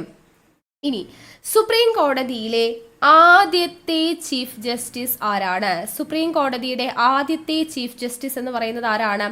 ജസ്റ്റിസ് HJ കനിയ അല്ലെങ്കിൽ ജസ്റ്റിസ് ഹരിലാൽ ജെ കനിയ. അല്ലെങ്കിൽ HJ കനിയാണ് സുപ്രീം കോടതിയിലെ ആദ്യത്തെ ചീഫ് ജസ്റ്റിസ് എന്ന് പറയുന്നത്. ഇനി ഏറ്റവും കൂടുതൽ കാലം സുപ്രീം കോടതി ചീഫ് ജസ്റ്റിസ് ആയിട്ട് ഉണ്ടായിരുന്നത്, ഏറ്റവും കൂടുതൽ കാലം ചീഫ് ജസ്റ്റിസ് ആയിട്ട് അധികാരത്തിലിരുന്നത് YV ചന്ദ്രചൂഡാണ് ഏറ്റവും കൂടുതൽ കാലം ചീഫ് ജസ്റ്റിസ് ആയിട്ട് ഉണ്ടായിരുന്നത്. ഇനി ഏറ്റവും കുറച്ചു കാലം ചീഫ് ജസ്റ്റിസ് ആയിട്ട് ഉണ്ടായിരുന്നത് ആരാണ്? ഏറ്റവും കുറച്ചു കാലം ചീഫ് ജസ്റ്റിസ് ആയിരുന്നത് കമാൽ നരേൻ സിംഗ് ആണ് ഏറ്റവും കുറച്ചു കാലം ചീഫ് ജസ്റ്റിസ് ആയിട്ട് ഇരുന്നത് എന്നുള്ളത് ഓർത്തിരിക്കുക, പേര് പഠിച്ചു വെക്കാം. ഇനി ചീഫ് ജസ്റ്റിസ് ആയ ആദ്യത്തെ മലയാളി ആര്? സുപ്രീം കോടതി ചീഫ് ജസ്റ്റിസ് ആയ ആദ്യത്തെ മലയാളി എല്ലാവർക്കും അറിയാം, KG ബാലകൃഷ്ണൻ. സുപ്രീം കോടതി ചീഫ് ജസ്റ്റിസ് ആയിട്ടുള്ള ആദ്യത്തെ മലയാളി KG ബാലകൃഷ്ണൻ. ഇനി ചീഫ് ജസ്റ്റിസ് ആയിട്ടുള്ള ദളിത് വിഭാഗത്തിൽപ്പെട്ട ആദ്യത്തെ വ്യക്തി എന്ന് പറയുന്നതും ആര് തന്നെയാണ്? KG ബാലകൃഷ്ണൻ തന്നെയാണ്. സുപ്രീം കോടതി ചീഫ് ജസ്റ്റിസ് ആയ ദളിത് വിഭാഗത്തിൽപ്പെട്ട ആദ്യത്തെ വ്യക്തിയാണ് KG ബാലകൃഷ്ണൻ. ഇനി സുപ്രീം കോടതി ജഡ്ജായിട്ടുള്ള, ഇപ്പൊ ഇത്രയും നേരം പറഞ്ഞത് എന്താണ്? ഇത്രയും നേരം പറഞ്ഞത് ചീഫ് ജസ്റ്റിസിനെ കുറിച്ച്. ഇനി ജഡ്ജായിട്ടുള്ള, സുപ്രീം കോടതി ജഡ്ജായിട്ടുള്ള ആദ്യത്തെ മലയാളി, P. ഗോവിന്ദ മേനോനാണ് സുപ്രീം കോടതി ജഡ്ജായിട്ടുള്ള ആദ്യത്തെ മലയാളി. ഇനി സുപ്രീം കോടതി ജഡ്ജായിട്ടുള്ള ആദ്യത്തെ വനിതയാര്? സുപ്രീം കോടതി ജഡ്ജായിട്ടുള്ള ആദ്യത്തെ വനിതയാണ് ഫാത്തിമ ബീവിയെ കുറിച്ച് നമ്മൾ പഠിച്ചിട്ടുണ്ട് അല്ലേ. അപ്പൊ സുപ്രീം കോടതി ജഡ്ജിയായ ആദ്യത്തെ വനിതയാണ് ഫാത്തിമ ബീവി. അവരിപ്പോൾ ലേറ്റസ്റ്റ് ആയിട്ട് അന്തരിച്ചു, അപ്പൊ അതുകൊണ്ട് ഇമ്പോർട്ടന്റ് ആണ്. ജഡ്ജായിട്ടുള്ള, സുപ്രീം കോടതി ജഡ്ജായിട്ടുള്ള ആദ്യത്തെ വനിത ഫാത്തിമ ബീവി. അവരുടെ ജീവചരിത്രം നമ്മൾ പഠിച്ചിട്ടുണ്ടായിരുന്നു. നീതിയുടെ ധീരസഞ്ചാരം എന്ന് പറയുന്ന ജീവചരിത്രം നമ്മൾ പഠിച്ചു. അത് എഴുതിയത് ആരായിരുന്നു? KT അഷറഫ് എഴുതിയിട്ടുള്ള നീതിയുടെ ധീരസഞ്ചാരം എന്ന് പറയുന്ന ഈ ജീവചരിത്രം സുപ്രീം കോടതിയുടെ ജഡ്ജായിട്ടുള്ള ആദ്യത്തെ വനിതയായ ജസ്റ്റിസ് ഫാത്തിമ ബീവിയുടേതാണ് എന്നുള്ള കാര്യം ഓർത്തിരിക്കുക. ഓക്കെ, അപ്പൊ ഇത്രയും കാര്യങ്ങൾ ഇമ്പോർട്ടന്റ് ആണ് കേട്ടോ. സുപ്രീം കോടതിയുടെ ആദ്യത്തെ chief justice Harilal J Kania. ഏറ്റവും കൂടുതൽ കാലം ചീഫ് ജസ്റ്റിസ് ആയിരുന്നത് YV ചന്ദ്രചൂഡ്. ഏറ്റവും കുറച്ചു കാലം ചീഫ് ജസ്റ്റിസ് ആയിരുന്നത് കമൽ നരേൻ സിംഗ്. ആദ്യത്തെ മലയാളി, ചീഫ് ജസ്റ്റിസ് ആയ ആദ്യത്തെ മലയാളി KG ബാലകൃഷ്ണൻ. സുപ്രീം കോടതി ചീഫ് ജസ്റ്റിസ് ആയിട്ടുള്ള ദളിത് വംശജനായ ആദ്യത്തെ വ്യക്തി KG ബാലകൃഷ്ണൻ. സുപ്രീം കോടതി ജഡ്ജായിട്ടുള്ള ആദ്യത്തെ മലയാളി PV ഗോവിന്ദ മേനോൻ. സുപ്രീം കോടതി ജഡ്ജായിട്ടുള്ള ആദ്യത്തെ വനിത ചോദിച്ചു കഴിഞ്ഞാൽ ഫാത്തിമ ബീവി. ഫാത്തിമ ബീവിയുടെ ജീവചരിത്രം, നീതിയുടെ ധീരസഞ്ചാരം എഴുതിയതാരാണ്? KT അഷ്റഫാണ്. ഓക്കെ, ഇനി ഇവിടെ ഒരു അക്കാഡമിയെ കുറിച്ച് നമുക്ക് ഓർത്തിരിക്കണം. അതായത് national judicial academy. National judicial academy എന്ന് പറയുന്നത് എന്താണ്? അതായത് നമ്മുടെ ജഡ്ജിമാരുണ്ടല്ലോ, കോടതിയിലെ ജഡ്ജിമാർ. അപ്പോൾ ജഡ്ജിമാർക്ക് ട്രെയിനിങ് നൽകുന്ന സ്ഥാപനമാണ് നാഷണൽ ജുഡീഷ്യൽ അക്കാഡമി എന്ന് പറയുന്നത്. ജഡ്ജിമാർക്ക് ട്രെയിനിങ് നൽകുന്ന സ്ഥാപനമാണ് നാഷണൽ ജുഡീഷ്യൽ അക്കാഡമി. ഇതിൻ്റെ ആസ്ഥാനം അല്ലെങ്കിൽ അത് സ്ഥിതി ചെയ്യുന്നത് എവിടെയാണ് എന്ന് ചോദിച്ചു കഴിഞ്ഞാൽ ഭോപ്പാലിലാണ്. ഭോപ്പാൽ, മധ്യപ്രദേശിലെ ഭോപ്പാലിലാണ് നാഷണൽ ജുഡീഷ്യൽ അക്കാഡമി സ്ഥിതി ചെയ്യുന്നത് എന്നുള്ളത് ഓർത്തിരിക്കുക. ഈ നാഷണൽ ജുഡീഷ്യൽ അക്കാഡമിയുടെ ചെയർമാൻ ആരാന്ന് ചോദിച്ചു കഴിഞ്ഞാൽ സുപ്രീം കോടതി ചീഫ് ജസ്റ്റിസ് ആയിരിക്കും. നാഷണൽ ജുഡീഷ്യൽ അക്കാഡമിയുടെ ചെയർമാൻ ആരായിരിക്കും? സുപ്രീം കോടതി ചീഫ് ജസ്റ്റിസ് ആയിരിക്കും എന്നുള്ളത് ഓർത്തിരിക്കുക. ദെൻ സുപ്രീം കോടതിയിലെ പരമാവധി ജഡ്ജിമാർ എത്രയാണ്? സുപ്രീം കോടതിയിലെ പരമാവധി ജഡ്ജിമാർ എന്ന് പറയുന്നത് 34 കേട്ടോ. 34 എന്ന് പറയുമ്പോൾ ചീഫ് ജസ്റ്റിസും ബാക്കി 33 ജഡ്ജിമാരും ഉൾപ്പെടെയാണ് 34. അപ്പോൾ ഒരു ചീഫ് ജസ്റ്റിസ്, 33 ജഡ്ജിമാർ, അങ്ങനെയാണ് ടോട്ടൽ 34 സുപ്രീം കോടതിയിലെ പരമാവധി അംഗം അല്ലെങ്കിൽ ജഡ്ജിമാർ എന്ന് പറയുന്നത് ഓർത്തിരിക്കുക. ഇനി ഇവരെ നിയമിക്കുന്നത്, സുപ്രീം കോടതിയിലെ ജഡ്ജിമാരെ നിയമിക്കുന്നത് ആര്? സുപ്രീം കോടതിയിലെ ജഡ്ജിമാരെ നിയമിക്കുന്നത് ആരാണ്? പ്രസിഡന്റ് ആണ്. സുപ്രീം കോടതിയിലെ ജഡ്ജിമാരെ നിയമിക്കുന്നത് പ്രസിഡന്റ് ആണ്. സുപ്രീം കോടതി ചീഫ് ജസ്റ്റിസ് സത്യപ്രതിജ്ഞ ചെയ്യുന്നത് ആരുടെ മുമ്പിൽ? സുപ്രീം കോടതി ചീഫ് ജസ്റ്റിസ് സത്യപ്രതിജ്ഞ ചെയ്യുന്നത് പ്രസിഡന്റിന്റെ മുമ്പിലായിരിക്കും. സുപ്രീം കോടതി ചീഫ് ജസ്റ്റിസ് സത്യപ്രതിജ്ഞ ചെയ്യുന്നത് പ്രസിഡന്റിന്റെ മുമ്പിലാണ്.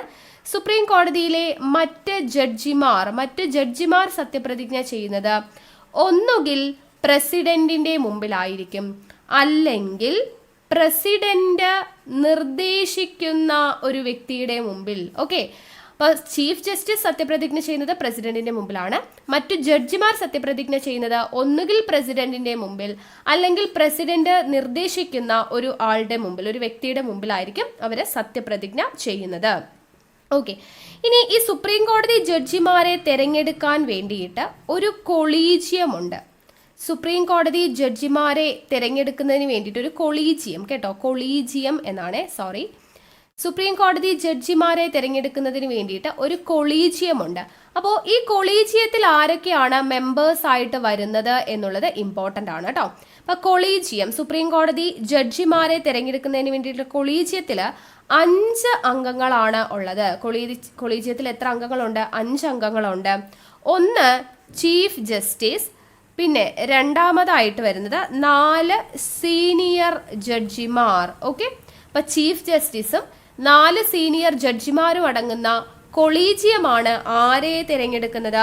സുപ്രീം കോടതി ജഡ്ജിമാരെ തിരഞ്ഞെടുക്കുന്നത്. ചീഫ് ജസ്റ്റിസും 4 സീനിയർ ജഡ്ജിമാരും കൂടെ ചേർന്നിട്ടാണ് സുപ്രീം കോടതി ജഡ്ജിമാരെ തിരഞ്ഞെടുക്കുന്നത്, അല്ലെങ്കിൽ തിരഞ്ഞെടുക്കുന്ന കൊളീജിയത്തിലെ 5 അംഗങ്ങൾ എന്ന് പറയുന്നത്. ഓക്കെ, ഇനി ഈ സുപ്രീം കോടതി ജഡ്ജിമാരുടെ വിരമിക്കൽ പ്രായം എത്രയാണ്?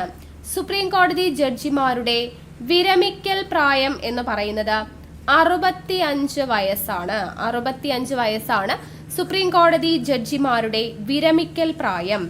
ഹൈക്കോടതി ജഡ്ജിമാരുടെ വിരമിക്കൽ പ്രായം 62 ആണ്. അത് നമ്മൾ വരുന്ന ക്ലാസ്സിൽ പഠിക്കും. ഓക്കെ, ഇനി ഇവരുടെ സുപ്രീം കോടതി ജഡ്ജിമാരുടെ ശമ്പളം എന്ന് പറയുന്നത് എത്രയാണ് എന്ന് ചോദിച്ചു കഴിഞ്ഞാൽ, സുപ്രീം കോടതി ജഡ്ജിമാരുടെ, അതായത് ചീഫ് ജസ്റ്റിസിന്റെയും നമുക്ക് പറയണം, ജഡ്ജിമാരുടെയും പറയണം അല്ലെ. അപ്പൊ ശമ്പളം, ചീഫ് ജസ്റ്റിസിന്റെ ശമ്പളം എന്ന് പറയുന്നത് 2,80,000 രൂപയാണ്. ചീഫ് ജസ്റ്റിസിന്റെ ശമ്പളം 2,80,000. മറ്റ് ജഡ്ജിമാരുടെ ശമ്പളം എന്ന് പറയുന്നത് 2,50,000 രൂപയായിരിക്കും. ഇപ്പൊ സുപ്രീം കോടതി ചീഫ് ജസ്റ്റിസിന്റെ ശമ്പളം 2,80,000, സുപ്രീം കോടതി ജഡ്ജിമാരുടെ ശമ്പളം എന്ന് പറയുന്നത് 2,50,000 രൂപയാണ്. അപ്പൊ ഈ ശമ്പളം എല്ലാം നൽകുന്നത് എവിടെ നിന്നാണ്? കൺസോളിഡേറ്റഡ് ഫണ്ട് ഓഫ് ഇന്ത്യയിൽ നിന്നാണ്. സുപ്രീം കോടതി ജഡ്ജിമാരുടെയും ചീഫ് ജസ്റ്റിസിന്റെയും എല്ലാം ശമ്പളം നൽകുന്നത് കൺസോളിഡേറ്റഡ് ഫണ്ട് ഓഫ് ഇന്ത്യയിൽ നിന്നാണ്. ഈ ശമ്പളത്തെക്കുറിച്ച് പ്രതിപാദിക്കുന്ന സ്കെഡ്യൂൾ നമ്മൾ പഠിച്ചിട്ടുണ്ടായിരുന്നു. ഏതാണ്? സ്കെഡ്യൂള് 2 അല്ലെ? സ്കെഡ്യൂൾ 2ലാണ് ജഡ്ജിമാരുടെയും മറ്റുള്ളവരുടെയും എല്ലാം ശമ്പളത്തെക്കുറിച്ച് പ്രതിപാദിക്കുന്നത്. രണ്ടാമത്തെ സ്കെഡ്യൂളിലാണ്. ശമ്പളം നൽകുന്നത് എവിടെ നിന്നാണ്? കൺസോളിഡേറ്റഡ് ഫണ്ട് ഓഫ് ഇന്ത്യയിൽ നിന്നാണ്. ശമ്പളം മാത്രമല്ല, സുപ്രീം കോടതി ജഡ്ജിമാരുടെ പെൻഷനും ശമ്പളവും എല്ലാം നൽകുന്നത് കൺസോളിഡേറ്റഡ് ഫണ്ട് ഓഫ് ഇന്ത്യയിൽ നിന്നുമാണ് എന്നുള്ള കാര്യം ഓർത്തിരിക്കുക. ഓക്കെ, ഇനി സുപ്രീം കോടതി ജഡ്ജിയെ നീക്കം ചെയ്യുന്ന പ്രോസസ്സ്. സുപ്രീം കോടതി ജഡ്ജിയെ നീക്കം ചെയ്യുന്ന പ്രോസസ്സ് അറിയപ്പെടുന്ന പേരാണ് എന്താ? ഇംപീച്ച്മെന്റ് എന്ന് പറയുന്നത്. ഇംപീച്ച്മെന്റ് കേട്ടോ. സുപ്രീം കോടതി ജഡ്ജിയെ നീക്കം ചെയ്യുന്ന പ്രൊസീജിയർ അറിയപ്പെടുന്ന പേരാണ് ഇംപീച്ച്മെന്റ്. ഇംപീച്ച്മെന്റ് എന്ന് പറയുന്ന ആശയം നമ്മൾ കടമെടുത്തിരിക്കുന്നത് USA കയ്യിൽ നിന്നാണ്. നമ്മൾ ഓൾറെഡി പഠിച്ചിട്ടുള്ളതാണ് അല്ലെ? അപ്പോൾ ഈ ഇംപീച്ച്മെന്റ് അല്ലെങ്കിൽ സുപ്രീം കോടതി ജഡ്ജിയെ നീക്കം ചെയ്യുക എന്ന് പറയുന്ന ഒരു പ്രോസസ്സ് ഉണ്ട്. അത് എന്തൊക്കെ കാര്യങ്ങളാണ്, അതിൽ വരുന്ന നടപടിക്രമങ്ങൾ എന്തൊക്കെയാണെന്നുള്ളത് പഠിച്ചിരിക്കണം. അപ്പോൾ സുപ്രീം കോടതി ജഡ്ജിയെ നീക്കം ചെയ്യുന്ന പ്രോസസ്സ് അല്ലെങ്കിൽ ഇംപീച്ച്മെന്റ് എങ്ങനെയാണ് നടക്കുന്നത്? ഫസ്റ്റ് സ്റ്റെപ്പ് എന്ന് പറയുന്നത് ലോക്സഭയിലെ 100 അംഗങ്ങളും. ഓക്കെ, അപ്പോൾ ലോക്സഭയിലെ 100 അംഗങ്ങളും എത്രയാണ്? ലോക്സഭയിലെ 100 അംഗങ്ങളും അതേപോലെ രാജ്യസഭയിലെ 50 അംഗങ്ങളും ഒപ്പിട്ട നീക്കം ചെയ്യാനുള്ള പ്രമേയം ആർക്ക്? സ്പീക്കർ അല്ലെങ്കിൽ ചെയർമാന് സമർപ്പിക്കണം. ഓക്കെ, എന്താണ് ആദ്യത്തെ സ്റ്റെപ്പ്? ലോക്സഭയിലെ 100 അംഗങ്ങൾ, രാജ്യസഭയിലെ 50 അംഗങ്ങൾ എന്നിവർ ഒപ്പിട്ടിട്ടുള്ള ഈ സുപ്രീം കോടതി ജഡ്ജിയെ നീക്കം ചെയ്യുന്നതിനുള്ള പ്രമേയം ആർക്കാണ് സമർപ്പിക്കേണ്ടത്? ഒന്നുകിൽ സ്പീക്കറിന് അല്ലെങ്കിൽ ചെയർമാന് സമർപ്പിക്കണം. സ്പീക്കർ അല്ലെങ്കിൽ ചെയർമാന് സമർപ്പിക്കണം. ഓക്കെ, ഇനി രണ്ടാമത്തെ സ്റ്റെപ്പ് എന്ന് പറയുന്നത് ഈ സ്പീക്കറിനോ ചെയർമാനോ പ്രമേയം അംഗീകരിക്കുകയോ വിസമ്മതിക്കുകയോ ചെയ്യാം. ഓക്കെ, അപ്പൊ രണ്ടാമത്തെ സ്റ്റെപ്പായിട്ടല്ല നമ്മൾ പറയുന്നത്. ഇപ്പൊ സ്പീക്കറിനോ അല്ലെങ്കിൽ ചെയർമാനോ നമ്മൾ ഇത് സമർപ്പിക്കുന്നു. ഈ ഒരു പ്രമേയം സമർപ്പിച്ചു കഴിഞ്ഞാൽ ഒന്നുകിൽ ഇവരെന്ത് ചെയ്യും? ഇത് അംഗീകരിക്കും. ഒന്നുകിൽ സ്പീക്കറോ ചെയർമാനോ ഇതെന്ത് ചെയ്യും? അംഗീകരിക്കും. അല്ലെങ്കിൽ അവരതിന് വിസമ്മതം പ്രകടിപ്പിക്കും. ഓക്കെ, ഇനി അടുത്ത നെക്സ്റ്റ് സ്റ്റെപ്പ്, ഇവര് പ്രമേയം അംഗീകരിച്ചെങ്കിലാണ് നെക്സ്റ്റ് സ്റ്റെപ്പ് വരുള്ളൂ അല്ലെ? അപ്പൊ ഇവര് പ്രമേയം അംഗീകരിച്ചു എന്ന് വിചാരിക്കാം. അപ്പൊ അങ്ങനെ അംഗീകരിക്കപ്പെട്ടു കഴിഞ്ഞാൽ ഈ സ്പീക്കർ അല്ലെങ്കിൽ ചെയർമാൻ എന്ത് ചെയ്യും? കുറ്റാരോപണങ്ങളെ കുറിച്ച് അന്വേഷിക്കുവാൻ വേണ്ടിയിട്ട് ഒരു 3 അംഗ സമിതി രൂപീകരിക്കും. സ്പീക്കർ അല്ലെങ്കിൽ ചെയർമാൻ എന്താണ് ചെയ്യുന്നത്? ഇതിനെ അംഗീകരിച്ചു കഴിഞ്ഞാൽ ഇവര് ഇതിന്റെ അന്വേഷണത്തിന് വേണ്ടിയിട്ട്, കുറ്റാരോപിതനായിട്ടുള്ള ആളുകളിനെതിരെ അന്വേഷണത്തിന് വേണ്ടിയിട്ട് ഒരു 3 അംഗ സമിതി രൂപീകരിക്കും. ഒരു 3 അംഗ സമിതി രൂപീകരിക്കുന്നു. അപ്പൊ ഈ 3 അംഗ സമിതിയിൽ ആരൊക്കെയാണുള്ളത്? ഒന്ന്, സുപ്രീം കോടതി ചീഫ് ജസ്റ്റിസ് അല്ലെങ്കിൽ ജഡ്ജായിട്ടുള്ള ഒരു വ്യക്തി ഉണ്ടായിരിക്കും. 2, ഹൈക്കോടതി ജഡ്ജി ഉണ്ടായിരിക്കും. 3, പ്രഗത്ഭനായിട്ടുള്ള ഒരു നിയമജ്ഞൻ ഉണ്ടായിരിക്കും. ഓക്കെ, 3 അംഗ സമിതിയിൽ ആരൊക്കെയാണ്? സുപ്രീം കോടതി ചീഫ് ജസ്റ്റിസ് അല്ലെങ്കിൽ ഒരു ജഡ്ജി ഉണ്ടായിരിക്കും, ഹൈക്കോടതി ജഡ്ജി ഉണ്ടായിരിക്കും, പ്രഗത്ഭനായ ഒരു നിയമജ്ഞൻ ഉണ്ടായിരിക്കും. ഇങ്ങനെ 3 പേരടങ്ങുന്ന ഒരു 3 അംഗ സമിതിയെ സ്പീക്കർ അല്ലെങ്കിൽ ചെയർമാൻ എന്ത് ചെയ്യും? ഇതിന്റെ അന്വേഷണത്തിന് വേണ്ടിയിട്ട്, കുറ്റം തെളിയിക്കാനുള്ള അന്വേഷണത്തിന് വേണ്ടിയിട്ട് ഈ 3 അംഗ സമിതിയെ രൂപീകരിക്കുന്നു. ഓക്കെ, അപ്പോൾ ഇനി 4ാമത്തെ സ്റ്റെപ്പ്, ഈ 3 അംഗ സമിതി ഉണ്ടല്ലോ, ഇവര് ഈ പറയുന്ന ജഡ്ജിയിൽ ആർക്കെതിരെയാണോ ഈ പ്രമേയം അവതരിപ്പിച്ചത് ആ ജഡ്ജിയിൽ കുറ്റം കണ്ടെത്തുകയോ അല്ലെങ്കിൽ കാര്യക്ഷമതയില്ലായ്മ തിരിച്ചറിയുകയോ ഒക്കെ ചെയ്തു കഴിഞ്ഞാൽ ഈ പ്രമേയം സഭയ്ക്ക് പരിഗണിക്കാം. ഈ സമിതി എന്ത് ചെയ്യുന്നു?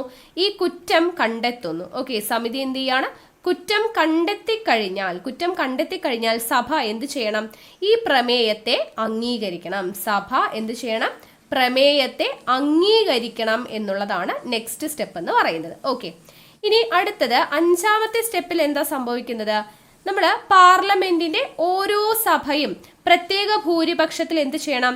പ്രമേയം പാസ്സാക്കണം. പാർലമെന്റിന്റെ ഓരോ സഭയും 3 അംഗ സമിതി അന്വേഷിച്ച് കണ്ടെത്തി പ്രമേയം എന്ത് ചെയ്തു? സഭയ്ക്ക് പരിഗണിച്ചു. അങ്ങനെ ആവുമ്പോൾ പാർലമെന്റിന്റെ ഓരോ സഭയും എന്ത് ചെയ്യണം? പാർലമെന്റിന്റെ ഓരോ സഭയും പ്രത്യേക ഭൂരിപക്ഷത്തിൽ ഈ പ്രമേയം പാസാക്കിയ ശേഷം ജഡ്ജിയെ നീക്കം ചെയ്യുന്നതിനുള്ള ഒരു ഉത്തരവ് സഭകൾ പാസാക്കിയതിനു ശേഷം ജഡ്ജിയെ നീക്കം ചെയ്യുന്നതിനുള്ള ഒരു ഉത്തരവ് ആർക്ക് സമർപ്പിക്കണം? പ്രസിഡന്റിന്, രാഷ്ട്രപതിക്ക് സമർപ്പിക്കണം. അപ്പൊ നീക്കം ചെയ്യുന്നതിനുള്ള ഉത്തരവ് രാഷ്ട്രപതിക്ക് സമർപ്പിക്കുന്നു. ഒടുവിൽ ലാസ്റ്റ് സ്റ്റെപ്പ് എന്താണ്? ജഡ്ജിയെ നീക്കം ചെയ്യുന്നതിനുള്ള ഉത്തരവിൽ നമ്മുടെ പ്രസിഡന്റ് ഒപ്പുവെക്കുകയാണ് ചെയ്യുന്നത്. ഓക്കെ, അപ്പോൾ ഇതൊക്കെയാണ് നമ്മുടെ ഇംപീച്ച്മെന്റിന്റെ പ്രോസസ്സ്. ആദ്യം പറഞ്ഞത് നമ്മുടെ ലോക്സഭ അല്ലെങ്കിൽ രാജ്യസഭ അല്ലെ, രണ്ടിലെയും അംഗങ്ങൾ വേണം. ലോക്സഭയിലെ 100 അംഗങ്ങൾ, രാജ്യസഭയിലെ 50 അംഗങ്ങൾ എന്നിവർ ഒപ്പിട്ടിട്ടുള്ള നീക്കം ചെയ്യാനുള്ള പ്രമേയം ആർക്കാണ് സമർപ്പിക്കുന്നത്? സ്പീക്കറിനോ ചെയർമാനോ സമർപ്പിക്കുന്നു. സ്പീക്കറോ ചെയർമാനോ എന്ത് ചെയ്യുന്നു? ഈ പ്രമേയം അംഗീകരിക്കുകയും ചെയ്യാം അല്ലെങ്കിൽ വിസമ്മതിക്കുകയും ചെയ്യാം. ഇനി അവരെ അംഗീകരിച്ചിട്ടുണ്ട് എന്നുണ്ടെങ്കിൽ ഈ പറയുന്ന സ്പീക്കർ അല്ലെങ്കിൽ ചെയർമാൻ കുറ്റാരോപണങ്ങളെ കുറിച്ച് അന്വേഷിക്കുവാൻ വേണ്ടിയിട്ട് ഒരു 3 അംഗ സമിതി രൂപീകരിക്കുന്നു. ആരൊക്കെ അടങ്ങുന്ന 3 അംഗ സമിതി? സുപ്രീം കോടതി ചീഫ് ജസ്റ്റിസ് അല്ലെങ്കിൽ ഒരു ജഡ്ജി, ഹൈക്കോടതി ജഡ്ജി, പിന്നെ പ്രഗത്ഭനായുള്ള ഒരു നിയമജ്ഞൻ എന്നിവരടങ്ങുന്ന ഒരു 3 അംഗ സമിതി ഈ അന്വേഷണം നടത്തുന്നു. അന്വേഷണം നടത്തിയിട്ട് കുറ്റം കണ്ടെത്തി എന്ന് വിചാരിക്കുക. അങ്ങനെയാണെങ്കിൽ പ്രമേയം സഭയിൽ പരിഗണിക്കുന്നു. പാർലമെന്റിന്റെ ഓരോ സഭയും പ്രത്യേക ഭൂരിപക്ഷത്തോടുകൂടി പ്രമേയം പാസാക്കിയതിനു ശേഷം ജഡ്ജിയെ നീക്കം ചെയ്യുന്നതിനുള്ള ഉത്തരവ് രാഷ്ട്രപതിക്ക് സമർപ്പിക്കുന്നു. രാഷ്ട്രപതി എന്ത് ചെയ്യുന്നു? ഈ ജഡ്ജിയെ നീക്കം ചെയ്യുന്നതിനുള്ള ഉത്തരവിൽ ഒപ്പുവെക്കുന്നു. ഇതാണ് ഇംപീച്ച്മെന്റ് എന്ന് പറയുന്നതിന്റെ പ്രൊസീജിയർ എന്ന് പറയുന്നത്. ഓക്കെ അല്ലേ? അപ്പൊ ഇതുവരെ നമ്മൾ നോക്കിക്കഴിയുകയാണെങ്കിൽ, ചരിത്രം നോക്കുകയാണെങ്കിൽ, ഒരു സുപ്രീം കോടതി ജഡ്ജിമാരും ഇംപീച്ച്മെന്റ് ചെയ്യപ്പെട്ടിട്ടില്ല. ഓക്കെ, പ്രമേയം അവതരിപ്പിച്ച് പുറത്താക്കപ്പെട്ടിട്ടില്ല. പക്ഷെ ഇംപീച്ച്മെന്റ് നടപടികൾക്ക് വിധേയനായിട്ടുള്ള ഒരു സുപ്രീം കോടതി ജഡ്ജിയുണ്ട്. ഒരേ ഒരു സുപ്രീം കോടതി ജഡ്ജിയേ ഉള്ളൂ. അദ്ദേഹമാണ് ജസ്റ്റിസ് രാമസ്വാമി. ഓക്കെ, ആരും പുറത്താക്കപ്പെട്ടിട്ടില്ല ഇതുവരെ. പക്ഷെ ഇംപീച്ച്മെന്റ് എന്ന് പറയുന്ന പ്രൊസീജിയറിലൂടെ കടന്നുപോയ ഒരേ ഒരു ചീഫ് ജസ്റ്റിസ് അല്ലെങ്കിൽ ഒരേ ഒരു സുപ്രീം കോടതി ജഡ്ജിയാണുള്ളത്. ചീഫ് ജസ്റ്റിസ് അല്ല, ഒരേ ഒരു സുപ്രീം കോടതി ജഡ്ജിയാണുള്ളത്. ജസ്റ്റിസ് രാമസ്വാമിയാണ് എന്നുള്ളത് ഓർത്തിരിക്കുക. ഓക്കെ അല്ലേ? ഇനി നമ്മുടെ സുപ്രീം കോടതിയെ കുറിച്ച് പറയുന്ന ഭാഗം നമ്മൾ ആദ്യം പറയാൻ വിട്ടുപോയതാണ്. സുപ്രീം കോടതിയെ കുറിച്ച് പ്രതിപാദിക്കുന്ന ഭാഗം ചോദിച്ചു കഴിഞ്ഞാൽ ഭാഗം 5 ഭാഗം 5 ആർട്ടിക്കിൾ 124 മുതൽ 147 വരെയുള്ളതിലാണ് നമ്മുടെ സുപ്രീം കോടതിയെ കുറിച്ച് പ്രതിപാദിക്കുന്നത്. 124 മുതൽ 147 വരെ ഭാഗം 5 സുപ്രീം കോടതിയെ കുറിച്ച് പ്രതിപാദിക്കുന്നത്. അപ്പൊ അതിൽ നമുക്കിനി ഇമ്പോർട്ടന്റ് ആയിട്ടുള്ള കുറച്ച് ആർട്ടിക്കിൾസ് ഒന്ന് നോക്കാം. അപ്പൊ അതിൽ ആദ്യത്തേത് ആർട്ടിക്കിൾ 124 നമ്മൾ പറഞ്ഞു, സുപ്രീം കോടതി വേണം. There shall be A supreme court in India എന്ന് പറയുന്ന ആർട്ടിക്കിളാണ് ആർട്ടിക്കിൾ 124 എന്ന് പറഞ്ഞു. അപ്പൊ അത് മാത്രമല്ല, സുപ്രീം കോടതി വേണം എന്ന് പറയുന്നതും അതേപോലെ സുപ്രീം കോടതി ജഡ്ജിമാരുടെ നിയമനത്തെക്കുറിച്ചും സത്യപ്രതിജ്ഞയെക്കുറിച്ചും, ഇതൊക്കെ നിയമിക്കുന്നത് ആരാ, സത്യപ്രതിജ്ഞ ചെയ്യുന്നത് ആരുടെ മുമ്പിലാന്നൊക്കെ നമ്മൾ പറഞ്ഞു കഴിഞ്ഞു അല്ലെ. അപ്പൊ ഇവരുടെ നിയമനം, സത്യപ്രതിജ്ഞ, ഇവരെ നീക്കം ചെയ്യുന്നത്, ഇവരുടെ യോഗ്യത, ഇതിനെല്ലാം കുറിച്ച് പ്രതിപാദിക്കുന്ന ആർട്ടിക്കിളാണ് ആർട്ടിക്കിൾ 124. അപ്പൊ ഇതിൽ സുപ്രീം കോടതി വേണം എന്ന് പറയുന്ന 124 നമ്മൾ പറഞ്ഞു. നിയമിക്കുന്നത് പ്രസിഡന്റ് എന്ന് പറഞ്ഞു. സത്യപ്രതിജ്ഞ ചെയ്യുന്നത് ചീഫ് ജസ്റ്റിസ് ആണെങ്കിൽ പ്രസിഡന്റിന്റെ മുമ്പിലും, മറ്റു ജഡ്ജിമാരാണെങ്കിൽ പ്രസിഡന്റിന്റെയോ അല്ലെങ്കിൽ പ്രസിഡന്റ് നിർദ്ദേശിക്കുന്ന ഒരു വ്യക്തിയുടെ മുമ്പിലാണെന്ന് പറഞ്ഞു. നീക്കം ചെയ്യുന്ന പ്രൊസീജിയർ ഇംപീച്ച്മെന്റ് നമ്മൾ പറഞ്ഞു. യോഗ്യത നമ്മൾ പറഞ്ഞില്ലല്ലോ. അപ്പൊ നമുക്ക് നോക്കാം. സുപ്രീം കോടതി ജഡ്ജിമാരുടെ യോഗ്യത എന്ന് പറയുന്നത്, ആദ്യത്തെ യോഗ്യത എല്ലായ്പ്പോഴും ഇന്ത്യൻ പൗരൻ ആയിരിക്കണം എന്ന് പറയുന്ന ഒരു യോഗ്യതയുണ്ട് അല്ലെ. ഇന്ത്യൻ പൗരൻ ആയിരിക്കണം എന്ന് പറയുന്ന ഒരു യോഗ്യതയുണ്ട്. അതല്ലാതെയുള്ള യോഗ്യത എന്ന് പറയുന്നത് ഒന്നുകിൽ ഹൈക്കോടതിയിൽ 5 കൊല്ലം ജഡ്ജി ആയിട്ടിരുന്ന ആളായിരിക്കണം. ഓറാണ് കേട്ടോ, ഇതൊക്കെ ഓപ്ഷനലാണ്. ഒന്നുകിൽ ഹൈക്കോടതിയിൽ 5 കൊല്ലം ജഡ്ജായിട്ടിരുന്ന ആളായിരിക്കണം, ഓർ അല്ലെങ്കിൽ രണ്ടാമത്തെ കേസ് എന്താണ്, 10 കൊല്ലം ഹൈക്കോടതിയിൽ വക്കീലായിട്ട് പ്രാക്ടീസ് ചെയ്ത ആളായിരിക്കണം. 10 കൊല്ലം ഹൈക്കോടതിയിൽ അഡ്വക്കേറ്റ് ആയിട്ട് പ്രാക്ടീസ് ചെയ്ത ആളായിരിക്കണം. അതുമല്ലെങ്കിൽ പിന്നെന്താണ് മൂന്നാമത്തേത്, കൊളീജിയം സജസ്റ്റ് ചെയ്ത പ്രസിഡന്റ് അംഗീകരിച്ച ഒരു വ്യക്തിയായിരിക്കണം. നമ്മൾ പറഞ്ഞു പ്രസിഡന്റിനെ തിരഞ്ഞെടുക്കുന്നതിന് വേണ്ടിയിട്ട് ഒരു കൊളീജിയം ഉണ്ടെന്ന് പറഞ്ഞു. ചീഫ് ജസ്റ്റിസും 4 സീനിയർ ജഡ്ജിമാരൊക്കെ അടങ്ങുന്ന 5 അംഗ സമിതിയാണ് കൊളീജിയം.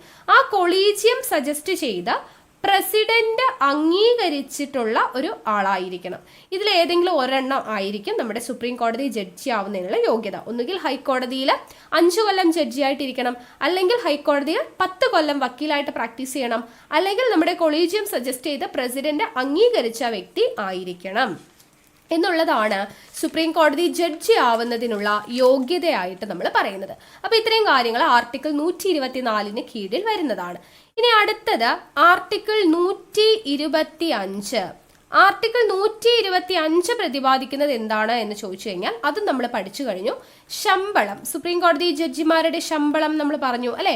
ശമ്പളം, മറ്റാനുകൂല്യങ്ങൾ, ഇതിനെക്കുറിച്ചെല്ലാം പറയുന്നത് ആർട്ടിക്കിൾ 125 അപ്പോൾ അത് നമ്മൾ ശമ്പളവും പെൻഷനും എല്ലാം നൽകുന്നത് കൺസോളിഡേറ്റഡ് ഫണ്ട് ഓഫ് ഇന്ത്യയിൽ നിന്നാണെന്ന് പറഞ്ഞു.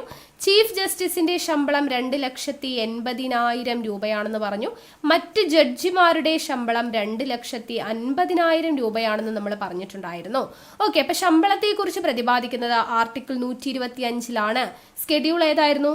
സ്കെഡ്യൂൾ 2 ശമ്പളത്തെക്കുറിച്ച് പ്രതിപാദിക്കുക. അതും നമ്മൾ പറഞ്ഞിട്ടുണ്ടായിരുന്നു. ഓക്കെ, ഇനി അടുത്തത് ആർട്ടിക്കിൾ 126. ആർട്ടിക്കിൾ 126 പറയുന്നത് ആക്ടിംഗ് ചീഫ് ജസ്റ്റിസിന്റെ നിയമനത്തെക്കുറിച്ചാണ്. ആക്ടിംഗ് ചീഫ് ജസ്റ്റിസിന്റെ നിയമനത്തെക്കുറിച്ച് പ്രതിപാദിക്കുന്ന ആർട്ടിക്കിളാണ് ആർട്ടിക്കിൾ 126. എന്താണ് ആക്ടിംഗ് ചീഫ് ജസ്റ്റിസ് എന്ന് പറഞ്ഞാൽ? നമുക്കറിയാം ആക്ടിംഗ് എന്ന് പറഞ്ഞു കഴിഞ്ഞാൽ ഇപ്പം നിലവിലുള്ള ചീഫ് ജസ്റ്റിസ് ഇല്ല, അദ്ദേഹത്തിന്റെ അഭാവത്തിൽ നമ്മൾ എന്ത് ചെയ്യുന്നു? ചീഫ് ജസ്റ്റിസിന്റെ ചുമതല നിർവഹിക്കാനായിട്ട് ഒരാളെ ഏൽപ്പിക്കുന്നു അല്ലെ. അപ്പൊ അദ്ദേഹത്തെയാണ് ആക്ടിംഗ് ചീഫ് ജസ്റ്റിസ് എന്ന് പറയാ. ഈ ആക്ടിംഗ് ചീഫ് ജസ്റ്റിസിനെ നിയമിക്കുന്നത് ആരാണ്? പ്രസിഡന്റ് ആണ്. അപ്പോൾ ആക്ടിംഗ് ചീഫ് ജസ്റ്റിസിന്റെ നിയമനത്തെക്കുറിച്ച് പ്രതിപാദിക്കുന്ന ആർട്ടിക്കിളാണ് ആർട്ടിക്കിൾ 126 എന്ന് പറയുന്നത്. അപ്പോൾ നമ്മൾ പറഞ്ഞു ഈ സുപ്രീം കോടതി ചീഫ് ജസ്റ്റിസ് ഇല്ല എന്നുണ്ടെങ്കിൽ അതിന്റെ പകരം ആക്ടിംഗ് ചീഫ് ജസ്റ്റിസ് ആയിട്ട് വരുന്നു എന്ന് പറഞ്ഞല്ലേ. ഇനി ഇവിടെ സുപ്രീം കോടതി ചീഫ് ജസ്റ്റിസിനെ കുറിച്ച് പറയുമ്പോൾ ഒരു പോയിന്റ് നിങ്ങൾ ഓർത്തിരിക്കുക. അതായത് നമ്മൾ പ്രസിഡന്റിനെ കുറിച്ച് പഠിച്ചു അല്ലെ, രാഷ്ട്രപതിയെ കുറിച്ച് നമ്മൾ പറഞ്ഞു. പ്രസിഡന്റ് ഇല്ല എന്ന് വിചാരിച്ചു, പ്രസിഡന്റിന്റെ അഭാവം വന്നു കഴിഞ്ഞാൽ പ്രസിഡന്റിന്റെ റോള് വഹിക്കുന്നത് ആരായിരിക്കും? വൈസ് പ്രസിഡന്റ് ആണ് എന്ന് നമ്മൾ പഠിച്ചിട്ടുണ്ട്. ഇനി വൈസ് പ്രസിഡന്റും ഇല്ല, പ്രസിഡന്റും ഇല്ല, വൈസ് പ്രസിഡന്റും ഇല്ല, രണ്ടുപേരും ഇല്ല എന്നുണ്ടെങ്കിൽ അവിടെ റോള് വഹിക്കുന്നത് ആരാണ്? സുപ്രീം കോടതി ചീഫ് ജസ്റ്റിസ് ആയിരിക്കും. ഓക്കെ, അപ്പൊ ഇതൊന്ന് ഓർത്തിരിക്കുക. ഇത് പ്രസിഡന്റ് ഇല്ല എന്നുണ്ടെങ്കിൽ വൈസ് പ്രസിഡന്റ് ആണ് അദ്ദേഹത്തിന്റെ ചുമതല വഹിക്കുക.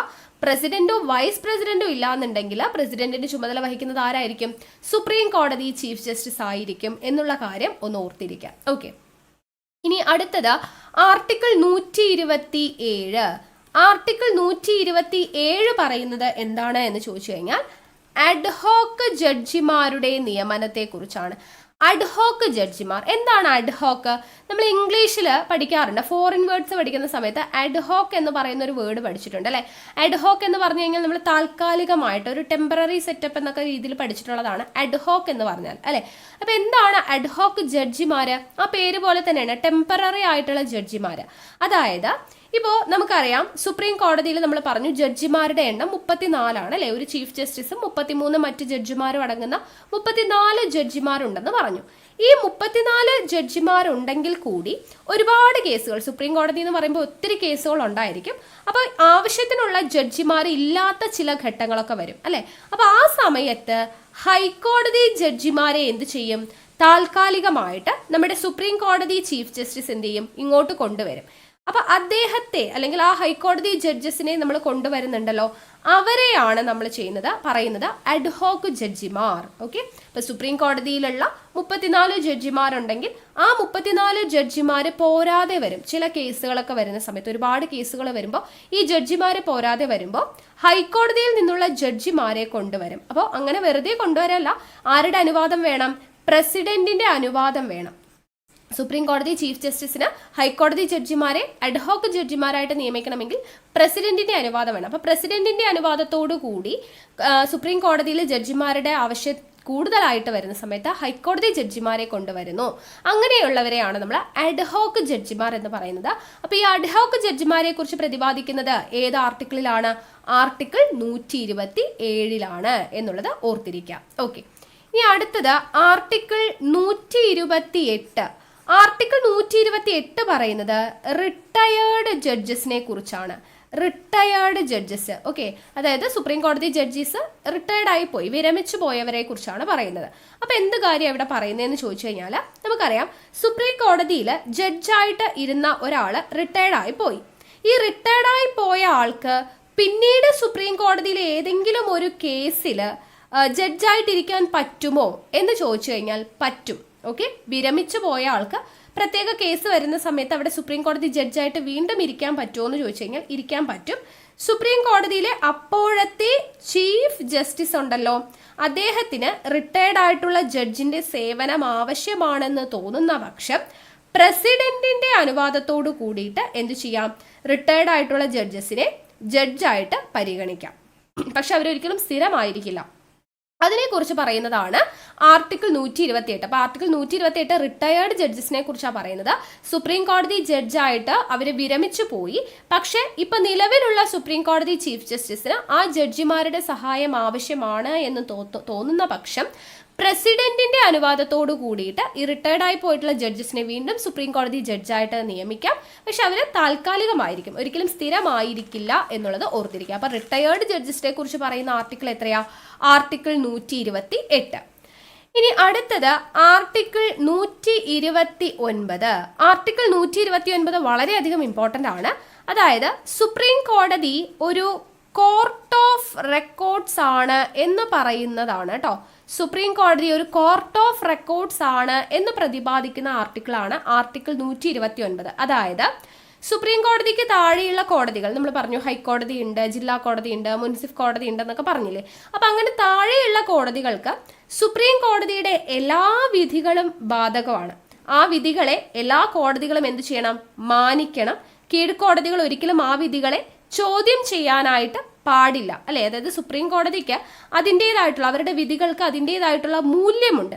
അപ്പൊ ഈ വിധികളെ ഏതെങ്കിലും തരത്തിൽ ബഹുമാനക്കുറവ് കാണിച്ചിട്ടുണ്ടെങ്കിൽ കോടതി അലക്ഷ്യത്തിന് കേസ് എടുക്കാനും കൂടെ പറ്റും. ഓക്കെ, അപ്പൊ അതാണ് എന്ത്, സുപ്രീം കോടതി ഒരു കോർട്ട് ഓഫ് റെക്കോർഡ്സ് ആണ് എന്ന് പറയുന്നത് കൊണ്ട് ഉദ്ദേശിക്കുന്നത്. സുപ്രീം കോടതിയുടെ വിധി എന്ന് പറയുന്നത് മറ്റുള്ള എല്ലാ കോടതികളും മാനിക്കേണ്ടതാണ്, അംഗീകരിക്കേണ്ടതാണ്. ആ വിധിയെ ആരും തന്നെ ചോദ്യം ചെയ്യാൻ പാടില്ല. അങ്ങനെ ഏതെങ്കിലും തരത്തിൽ ബഹുമാനക്കുറവ് കാണിച്ചിട്ടുണ്ടെങ്കിൽ അതിന്റെ പേരിൽ കോടതി അലക്ഷ്യത്തിന് കേസ് എടുക്കുകയും ചെയ്യാം. അപ്പൊ അതുകൊണ്ടാണ് കോർട്ട് ഓഫ് റെക്കോർഡ്സ് ആണ് എന്ന് പറയുന്നത് സുപ്രീം കോടതി. അതിനെക്കുറിച്ച് പ്രതിപാദിക്കുന്ന ആർട്ടിക്കിളാണ് ആർട്ടിക്കിൾ 129 എന്ന് പറയുന്നത്. ഇനി അടുത്തത് ആർട്ടിക്കിൾ 130. ആർട്ടിക്കിൾ 130 പറയുന്നത് എന്താണ്, സുപ്രീം കോടതിയുടെ ആസ്ഥാനത്തെ കുറിച്ചാണ്. സുപ്രീം കോടതിയുടെ ആസ്ഥാനം എവിടെയാണ്, ഡൽഹിയാണ്, അല്ലേ. സുപ്രീം കോടതിയുടെ ആസ്ഥാനം ഡൽഹിയാണ്. അപ്പോൾ ഡൽഹി ആവണമെന്ന് നിർബന്ധമില്ല എന്ന് കൂടെ പറയുന്നുണ്ട്. ആർട്ടിക്കിൾ 130 സുപ്രീം കോടതിയുടെ ആസ്ഥാനത്തെ കുറിച്ച് പറയുന്നു. ആസ്ഥാനം ഡൽഹിയാണ്, പക്ഷെ ഡൽഹി ആവണമെന്ന് നിർബന്ധമൊന്നുമില്ല. സുപ്രീം കോടതി ചീഫ് ജസ്റ്റിസിന് താല്പര്യമുണ്ടെങ്കിൽ പ്രസിഡന്റിന്റെ അനുവാദം വാങ്ങിക്കൊണ്ട് ഇന്ത്യയുടെ ഏത് പ്രദേശത്തും സിറ്റിംഗ് നടത്തുവാനുള്ള അധികാരം സുപ്രീം കോടതി ചീഫ് ജസ്റ്റിസിനുണ്ട്. പ്രസിഡന്റിന്റെ അനുവാദത്തോടുകൂടി എവിടെ വേണമെങ്കിലും സിറ്റിംഗ് നടത്താം. ഡൽഹിയാണ് ഇപ്പോഴത്തെ ആസ്ഥാനം എന്ന് പറയുന്നത്. ഓക്കെ, ഇനി അടുത്തത് ആർട്ടിക്കിൾ 131. ആർട്ടിക്കിൾ 131 പറയുന്നത് സുപ്രീം കോടതിയുടെ തനതധികാരത്തെ കുറിച്ചാണ്. തനതധികാരം എന്താണ്, തനതധികാരം ആർട്ടിക്കിൾ 131 തനതധികാരത്തെ കുറിച്ച് പറയുന്നു. തനതധികാരം എന്ന് പറഞ്ഞു കഴിഞ്ഞാൽ സാധാരണഗതിയിൽ സുപ്രീം കോടതി എന്ന് പറയുന്നത് ഒരു അപ്പീൽ കോടതിയാണ്, അല്ലെ. നമുക്കറിയാം താഴെയുള്ള കേസിൽ, അതായത് ഇപ്പോൾ ഹൈക്കോടതിയിൽ പോയിട്ട് ഒരു കേസ് വിജയിച്ചില്ലെങ്കിൽ നമ്മൾ സുപ്രീം കോടതിയിലേക്ക് അപ്പീലിന് പോകും, അല്ലെ. അപ്പോൾ ഒരു അപ്പീൽ കോടതിയാണ് സുപ്രീം കോടതി എന്നുള്ളത് നമുക്ക് അറിയാം. അപ്പം നേരിട്ട് സുപ്രീം കോടതിയിലേക്ക് ആർക്കെങ്കിലും പെട്ടെന്ന് ഓടിച്ചെന്ന് കേസ് വാദിക്കാനൊക്കെ പറ്റുമോ? ഇല്ല. പക്ഷെ ചില കേസുകൾ കീഴ്ക്കോടതിയിലേക്ക് പോകുന്നത് ഒഴിവാക്കി ഡയറക്റ്റ് ആയിട്ട് നമുക്ക് സുപ്രീം കോടതിയിൽ തന്നെ വിചാരണ നടത്താൻ പറ്റും. ചില കേസുകൾ വന്നു കഴിഞ്ഞാൽ നമുക്ക് നേരിട്ട് ഇപ്പോൾ എല്ലാ കാര്യങ്ങൾക്കും നമുക്ക് സുപ്രീം കോടതിയെ നേരിട്ട് സമീപിക്കാൻ പറ്റില്ല. പക്ഷെ ചില കേസുകൾ വരുമ്പോൾ നമുക്ക് മറ്റു കോടതികളെയൊക്കെ വിട്ട് ഡയറക്റ്റ് ആയിട്ട് സുപ്രീം കോടതിയിൽ പോയിട്ട് വിചാരണ നടത്താൻ പറ്റും. ഫോർ എക്സാമ്പിൾ പറയുകയാണെങ്കിൽ കേന്ദ്ര ഗവൺമെന്റും സംസ്ഥാന ഗവൺമെന്റും തമ്മിൽ തർക്കം ഉണ്ടായിക്കഴിഞ്ഞാൽ, കേന്ദ്ര ഗവൺമെന്റ് സെൻട്രൽ ഗവൺമെന്റും അതേപോലെ തന്നെ സ്റ്റേറ്റ് ഗവൺമെന്റും തമ്മിൽ തർക്കം ഉണ്ടായിക്കഴിഞ്ഞാൽ എന്ത് ചെയ്യാം, അങ്ങനെയുള്ള കേസ് നമുക്ക് ഡയറക്റ്റ്ലി സുപ്രീം കോടതിയുടെ അടുത്ത് പോയിട്ട് വിചാരണ നടത്താം. അല്ലെങ്കിൽ രണ്ട് സ്റ്റേറ്റ് തമ്മിൽ തർക്കം ഉണ്ടായിക്കഴിഞ്ഞാൽ, രണ്ട് സ്റ്റേറ്റ് ഗവൺമെന്റുകൾ തമ്മിൽ ഉള്ള തർക്കം പരിഹരിക്കാൻ വേണ്ടിയിട്ട് അതിനൊക്കെ നമുക്ക് എന്ത് ചെയ്യാം, മറ്റു കോടതികളെ സമീപിക്കാതെ നേരിട്ട് സുപ്രീം കോടതിയിൽ പോയിട്ട് വിചാരണ നടത്താം. അല്ലെങ്കിൽ ഒരു സംസ്ഥാനവും ഒന്നിലധികം സംസ്ഥാനങ്ങളും തമ്മിലുള്ള തർക്കം തീർക്കാൻ വേണ്ടിയിട്ട് നമുക്ക് സുപ്രീം കോടതിയെ സമീപിക്കാം. ഓക്കെ, അപ്പൊ ഇതിനെയാണ് നമുക്ക് സുപ്രീം കോടതിയുടെ തനതധികാരം എന്ന് പറയുന്നത്. അപ്പൊ സുപ്രീം കോടതിയുടെ തനതധികാരം എന്ന് പറഞ്ഞു കഴിഞ്ഞാൽ എന്താണ്, നമുക്ക് സുപ്രീം കോടതി നേരിട്ട് ചെന്നിട്ട് വിചാരണ നടത്താൻ പറ്റുന്ന സന്ദർഭങ്ങളുണ്ട്. അപ്പോൾ എങ്ങനെയുള്ള സന്ദർഭങ്ങളാണെന്ന് ഞാൻ പറഞ്ഞു. സെൻട്രൽ ഗവൺമെന്റും സ്റ്റേറ്റ് ഗവൺമെന്റും തമ്മിലുള്ള തർക്കം പരിഹരിക്കാൻ, സ്റ്റേറ്റും തമ്മിലുള്ള തർക്കം, ഒരു സ്റ്റേറ്റും മറ്റനേകം സ്റ്റേറ്റുകളും തമ്മിലുള്ള തർക്കം പരിഹരിക്കാൻ, ഇതിനൊക്കെ നമുക്ക് സുപ്രീം കോടതിയിൽ പോയി നേരിട്ട് വിചാരണ നടത്താം എന്നുള്ളത് പറയുന്നുണ്ട്. അപ്പോൾ ഇതാണ് സുപ്രീം കോടതിയുടെ തനതധികാരം ആർട്ടിക്കിൾ 131 പ്രതിപാദിക്കുന്നത്. ഓക്കെ, ഇനി അടുത്തത് 132 സുപ്രീം കോടതിയുടെ അപ്പീൽ അധികാരത്തെ കുറിച്ച് പറയുന്നതാണ്. ആർട്ടിക്കിൾ 132 സുപ്രീം കോടതിയുടെ അപ്പീൽ അധികാരം എന്ന് പറയുന്നത് ചില സ്പെഷ്യൽ കേസുകളിൽ, ചില പ്രത്യേക കേസുകളിലേക്കുള്ള അപ്പീൽ അധികാരത്തെ കുറിച്ച് പറയുന്നതാണ് ആർട്ടിക്കിൾ 132 എന്ന് പറയുന്നത്. അതേപോലെ തന്നെ ആർട്ടിക്കിൾ 133 എന്ന് പറയുന്നത് സിവിൽ വിഷയങ്ങളെ സംബന്ധിച്ചിട്ടുള്ള അപ്പീൽ അധികാരമാണ്. 132 പറഞ്ഞത് ചില പ്രത്യേക കേസുകൾക്ക് വേണ്ടിയിട്ടുള്ള അപ്പീൽ അധികാരം, 133 സിവിൽ കേസുകളുടെ മേലുള്ള അപ്പീൽ അധികാരം, 134 ആണെങ്കിലോ ക്രിമിനൽ വിഷയങ്ങളെ സംബന്ധിച്ചിട്ടുള്ള അപ്പീൽ അധികാരം. ക്രിമിനൽ വിഷയങ്ങളെ സംബന്ധിച്ചിട്ടുള്ള അപ്പീൽ അധികാരം 134 പറയുന്നുണ്ട്. ഓക്കെ, അപ്പോൾ അതൊക്കെ ജസ്റ്റ് ഒന്ന് ഓർത്ത് വെച്ചിരിക്കാം. ഇനി അടുത്തത് ആർട്ടിക്കിൾ 137. ആർട്ടിക്കിൾ 137 പറയുന്നത് എന്താന്ന് ചോദിച്ചാൽ സുപ്രീം കോടതിക്ക് സ്വന്തം തീരുമാനങ്ങൾ എന്തു ചെയ്യാം, പുനഃപരിശോധിക്കാവുന്നതാണ്. ഇപ്പോൾ ഒരു കോടതി വിധി വന്നു, ഓക്കെ, എന്നിട്ട് അത് എന്തെങ്കിലും തെറ്റുണ്ടോ ശരിയുണ്ടോ എന്നുള്ള കാര്യം പുനഃപരിശോധിക്കാനായിട്ട് സുപ്രീം കോടതി, ഇപ്പം മറ്റുള്ള കോടതികളൊക്കെ ആണെങ്കിൽ ഇപ്പോൾ ജില്ലാ കോടതിയിൽ എന്തെങ്കിലും ഒരു പിശക് വന്നു, അത് പിന്നീട് അപ്പീൽ പോയി ഹൈക്കോടതിയിൽ പോയി ഹൈക്കോടതി വിചാരണ ചെയ്യുന്നു, പരിശോധിക്കുന്നു. ഹൈക്കോടതിയിൽ പറ്റിയില്ലെങ്കിൽ ഹൈക്കോടതിയിലെ കേസ് നേരെ സുപ്രീം കോടതിയിലേക്ക് പോകുന്നു. സുപ്രീം കോടതിയിൽ എന്തെങ്കിലും മാറ്റം വന്നു, പുനഃപരിശോധിക്കണം എന്ന് വെച്ചാൽ അതിന്റെ മേലിൽ വേറെ കോടതിയില്ല. അപ്പോൾ സുപ്രീം കോടതിക്ക് എന്ത് ചെയ്യാം, സ്വന്തം തീരുമാനങ്ങൾ പുനഃപരിശോധിക്കാവുന്നതാണ്. അതിനുള്ള റൈറ്റ്സ് ആണ്, അതിനുള്ള അധികാരത്തെക്കുറിച്ച് പറയുന്നതാണ് ആർട്ടിക്കിൾ 137 എന്ന് പറയുന്നത്. അപ്പോൾ ആർട്ടിക്കിൾ 137 സുപ്രീം കോടതിക്ക് സ്വന്തം തീരുമാനങ്ങൾ പുനഃപരിശോധിക്കാവുന്നതിനെ കുറിച്ച് പറയുന്നത് എന്നുള്ളത് ഓർത്തിരിക്കാം. ഓക്കെ അല്ലേ? ഇനി അടുത്തത് 141. ആർട്ടിക്കിൾ 141 പറയുന്നത് സുപ്രീം കോടതി പുറപ്പെടുവിക്കുന്ന നിയമങ്ങൾ ഇന്ത്യയിലെ എല്ലാ കോടതികൾക്കും ബാധകമാണ്. സുപ്രീം കോടതി പുറപ്പെടുവിക്കുന്ന നിയമങ്ങൾ ഇന്ത്യയിലെ എല്ലാ കോടതികൾക്കും ബാധകമാണ് എന്ന് പറയുന്നതാണ് ആർട്ടിക്കിൾ 141. ഇനി ആർട്ടിക്കിൾ 143 ഉണ്ട്. അതെന്താ പറയുന്നത്, സുപ്രീം കോടതിയുമായിട്ട് ആലോചിക്കുവാനുള്ള പ്രസിഡന്റിന്റെ അധികാരം, എന്തെങ്കിലും ഒരു കാര്യത്തിൽ സുപ്രീം കോടതിയുമായിട്ട് ആലോചന നടത്തുന്നതിനുള്ള പ്രസിഡന്റിന്റെ അധികാരത്തെക്കുറിച്ച് പറയുന്നതാണ് ആർട്ടിക്കിൾ 143 എന്ന് പറയുന്നത്. അതായത് സുപ്രീം കോടതിക്ക് പ്രസിഡന്റിനെ ചില കാര്യങ്ങളിൽ ഉപദേശിക്കാനുള്ള, അപ്പൊ സുപ്രീം കോടതിയുടെ ഉപദേശ അധികാരത്തെ കുറിച്ച് പ്രതിപാദിക്കുന്ന ആർട്ടിക്കിൾ ഏതെന്ന് ചോദിച്ചു കഴിഞ്ഞാൽ അത് 143 സുപ്രീം കോടതിക്ക് പ്രസിഡന്റിനെ ഉപദേശിക്കുന്നതിനുള്ള അധികാരമുണ്ട് ചില കാര്യങ്ങളിൽ. അപ്പൊ അതിനെയാണ് 143 പ്രതിപാദിക്കുന്നത് എന്നുള്ളത് ഓർത്തിരിക്കുക. ഓക്കെ അല്ലേ? അപ്പൊ ഇത്രയും ഇമ്പോർട്ടൻ്റ് ആണ്. ഇനി ഒരു ടേം ജുഡീഷ്യൽ ആക്ടിവിസം. എന്താണ് ജുഡീഷ്യൽ ആക്ടിവിസം എന്ന് പറയുന്നത്? ജുഡീഷ്യൽ ആക്ടിവിസം അതായത് ഇപ്പൊ രാജ്യത്തെ ജനാധിപത്യപരമായ പ്രവർത്തനങ്ങളെല്ലാം ശക്തിപ്പെടുത്തുന്നതിന് വേണ്ടിയിട്ട് കോടതിയുടെ കൂടി പങ്കാളിത്തം വരുന്ന പ്രവർത്തനങ്ങളുണ്ട്. ഇപ്പൊ ഫോർ എക്സാമ്പിൾ പറയുകയാണെങ്കിൽ പൊതു താല്പര്യ ഹർജി എന്ന് പറയുന്നത് അല്ലെ.